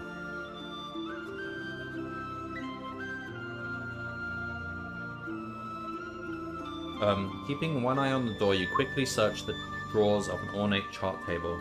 There does not appear to be anything unusual about the contents. You find mainly charts, island maps, and navigational instruments. You're about to abandon this fruitless search when you notice a small lever hidden below the tabletop. You push it and a panel flips open to reveal a small wooden box with a brass lock. Use the mind over matter skill. You focus your concentration on the small brass lock. After a few seconds, you hear a faint click that tells you that the inner latch is now unlocked. Inside is a scroll bearing the royal seal of Summerland, containing confidential orders about your mission to Duranor. As you put the box back into its hiding place, you notice that a deadly trap had been hidden in the lid. Your Kai discipline has saved you from the swift death of a poison needle.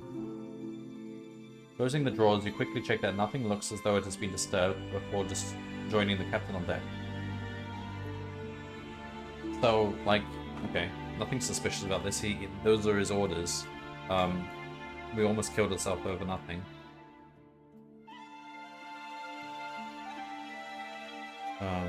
It seems our bird has flown, says the captain, pointing to a longboat moving swiftly towards another ship on the horizon. She flies no flag, and her hull is of a strange shape. I've never before seen the like. You watch as the longboat reaches the mysterious ship. As if by magic, a sea fog appears from nowhere and engulfs the vessel. Moments later, both the ship and the fog have disappeared.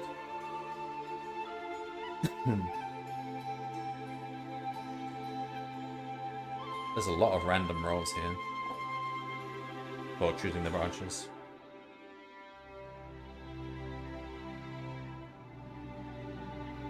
You hear whispering among the crew and catch the words "ghost ships" and "cursed voyage," but the whispering stops when the captain's voice calls for an all hands on deck. A silence descends on the Green Scepter as Captain Kalman addresses the crew in a loud voice.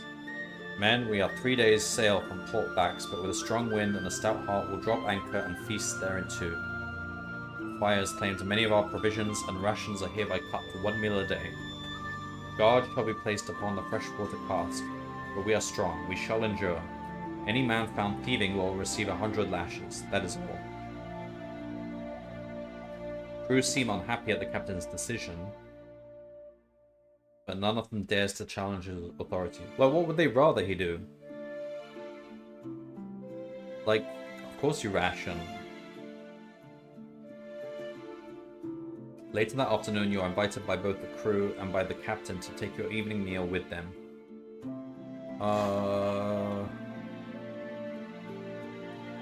Be with the crew. Try and get on good terms with them, I guess.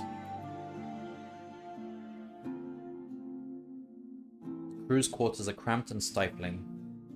But despite a lack of space and a poor evening meal, so poor that in fact you lose 2 endurance points. Is it not the same meal as if we ate with the captain? Oh, whatever. The men are pleased that their invitation was accepted and you are treated as an honored guest. After supper, they invite you to play portholes with them and wager a little gold on the fall of the dice.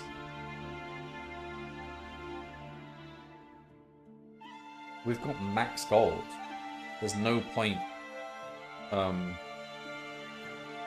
We've got nothing to gain. We can only lose money. Unless they're willing to give an item or something. No, we'll just decline the offer. As dawn breaks, a fierce storm rises, and you are woken by the violent rocking of the ship. The floor of your cabin is awash, and the shouts of the crew can hardly be heard above the howling wind. You quickly dress, gather up your equipment, and make your way to the deck. You are soon joined by the captain, who takes hold of your arm and orders you to return to your cabin.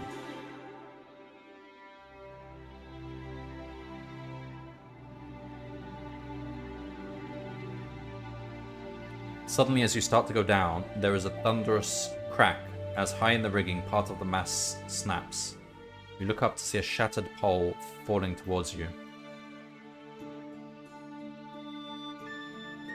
Fuck off! What?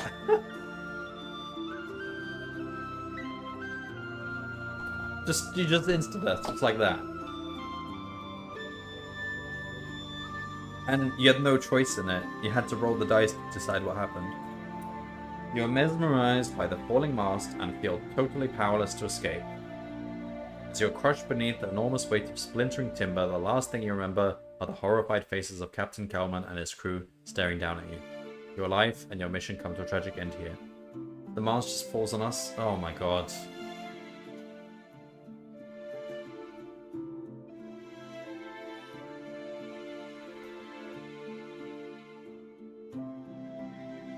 Well, playing by the game's rules.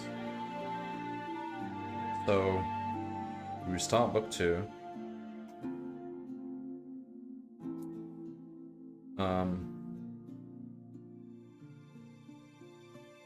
So we lose those items we had before.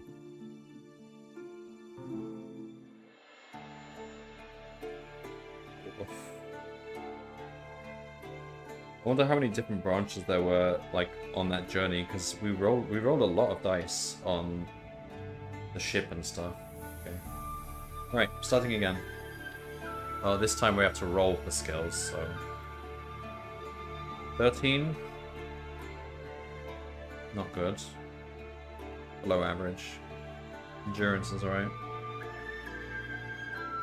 Alright, I feel like we're not going in forests and mountains right now, so maybe camouflage is not as important.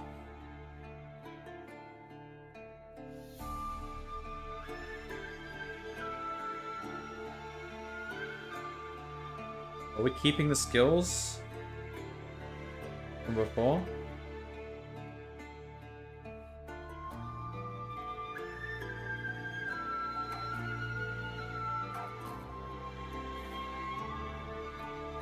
Can you not unchoose them? Well...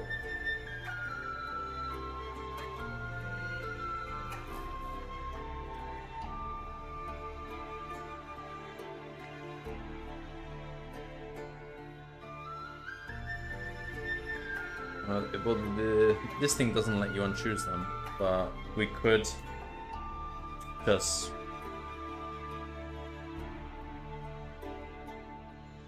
play the book as if, well, I mean, I would probably choose these anyway.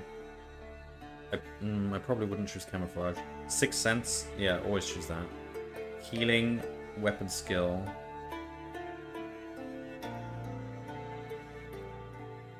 Well, what is our weapon skill? Alright, so we want Mind Blast. Wait, hang on. We've got one.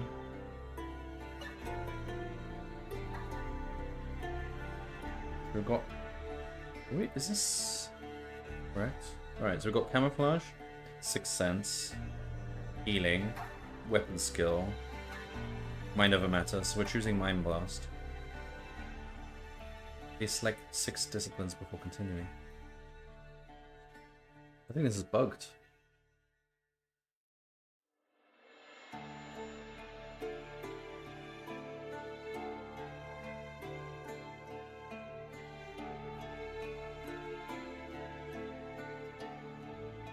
Why does it grade these out? It should be added to our... I'm not sure what it's trying to do, but it's grade them out. Alright, we could just refresh the book and just choose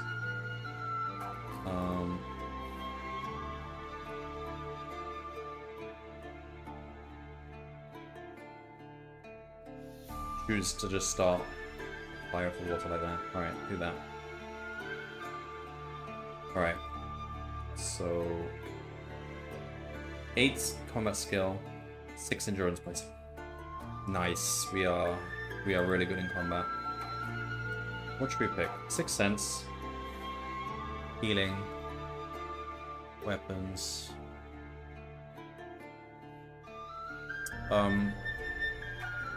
Second thoughts, I think I want to finish here. But otherwise, I could be at it for hours if we survive a long time. Wait, we'll do the setup. So we've got Mace again.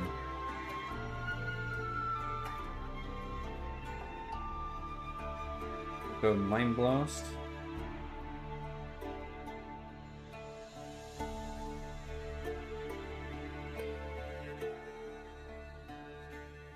Oh, so now we only get to pick 5.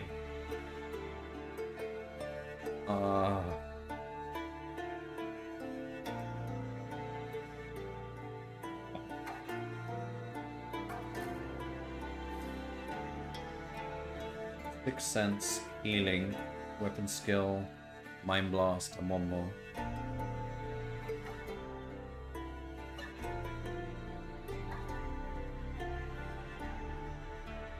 We're going on a ship journey, but also we'll probably be in some towns.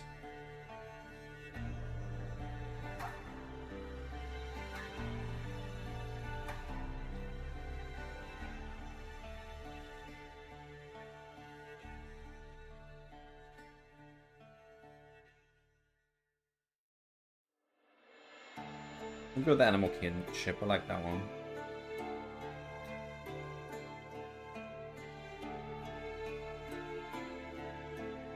$19, nice.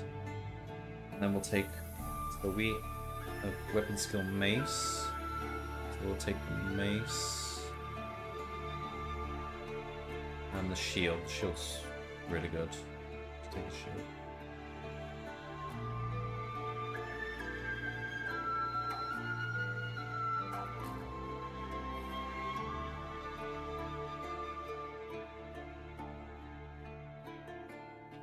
Alright, well.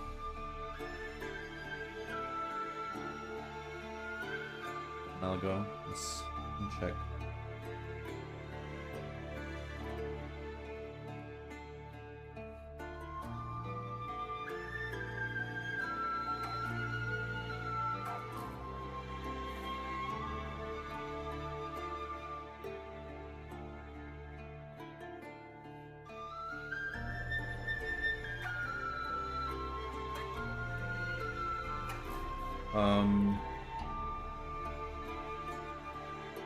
No, I'll stop there.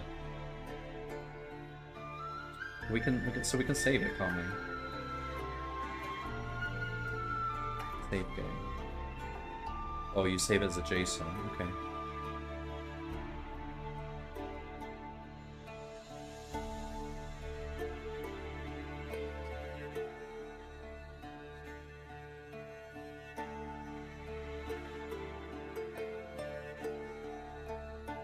Ended combat results table? Have we been using that?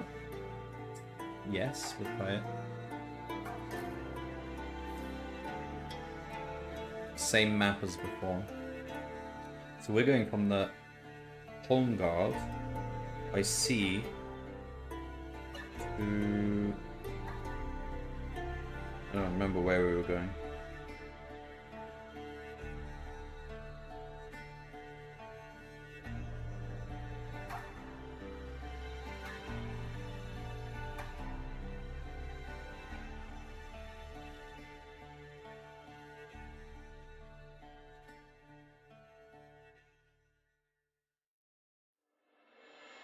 Maybe this place down here.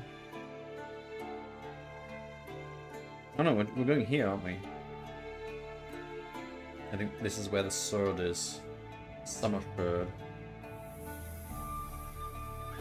Yeah. Alright, well, next time. Fire on the water.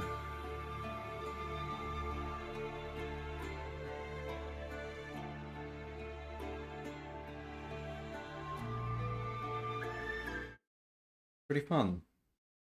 So we've got, I'll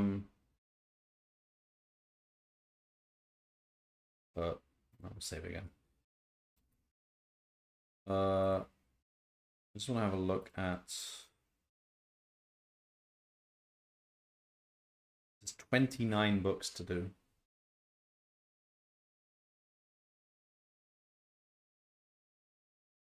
Kai, Magna Kai, Grandmaster, New Order.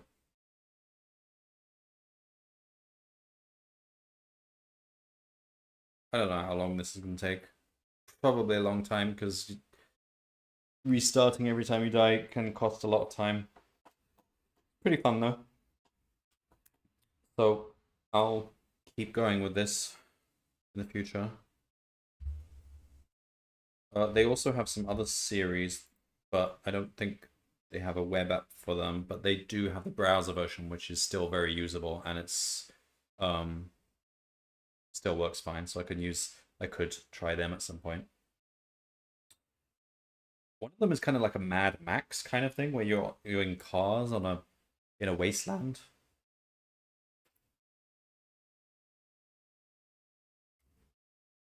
All right then. See you next time, Lone Wolf.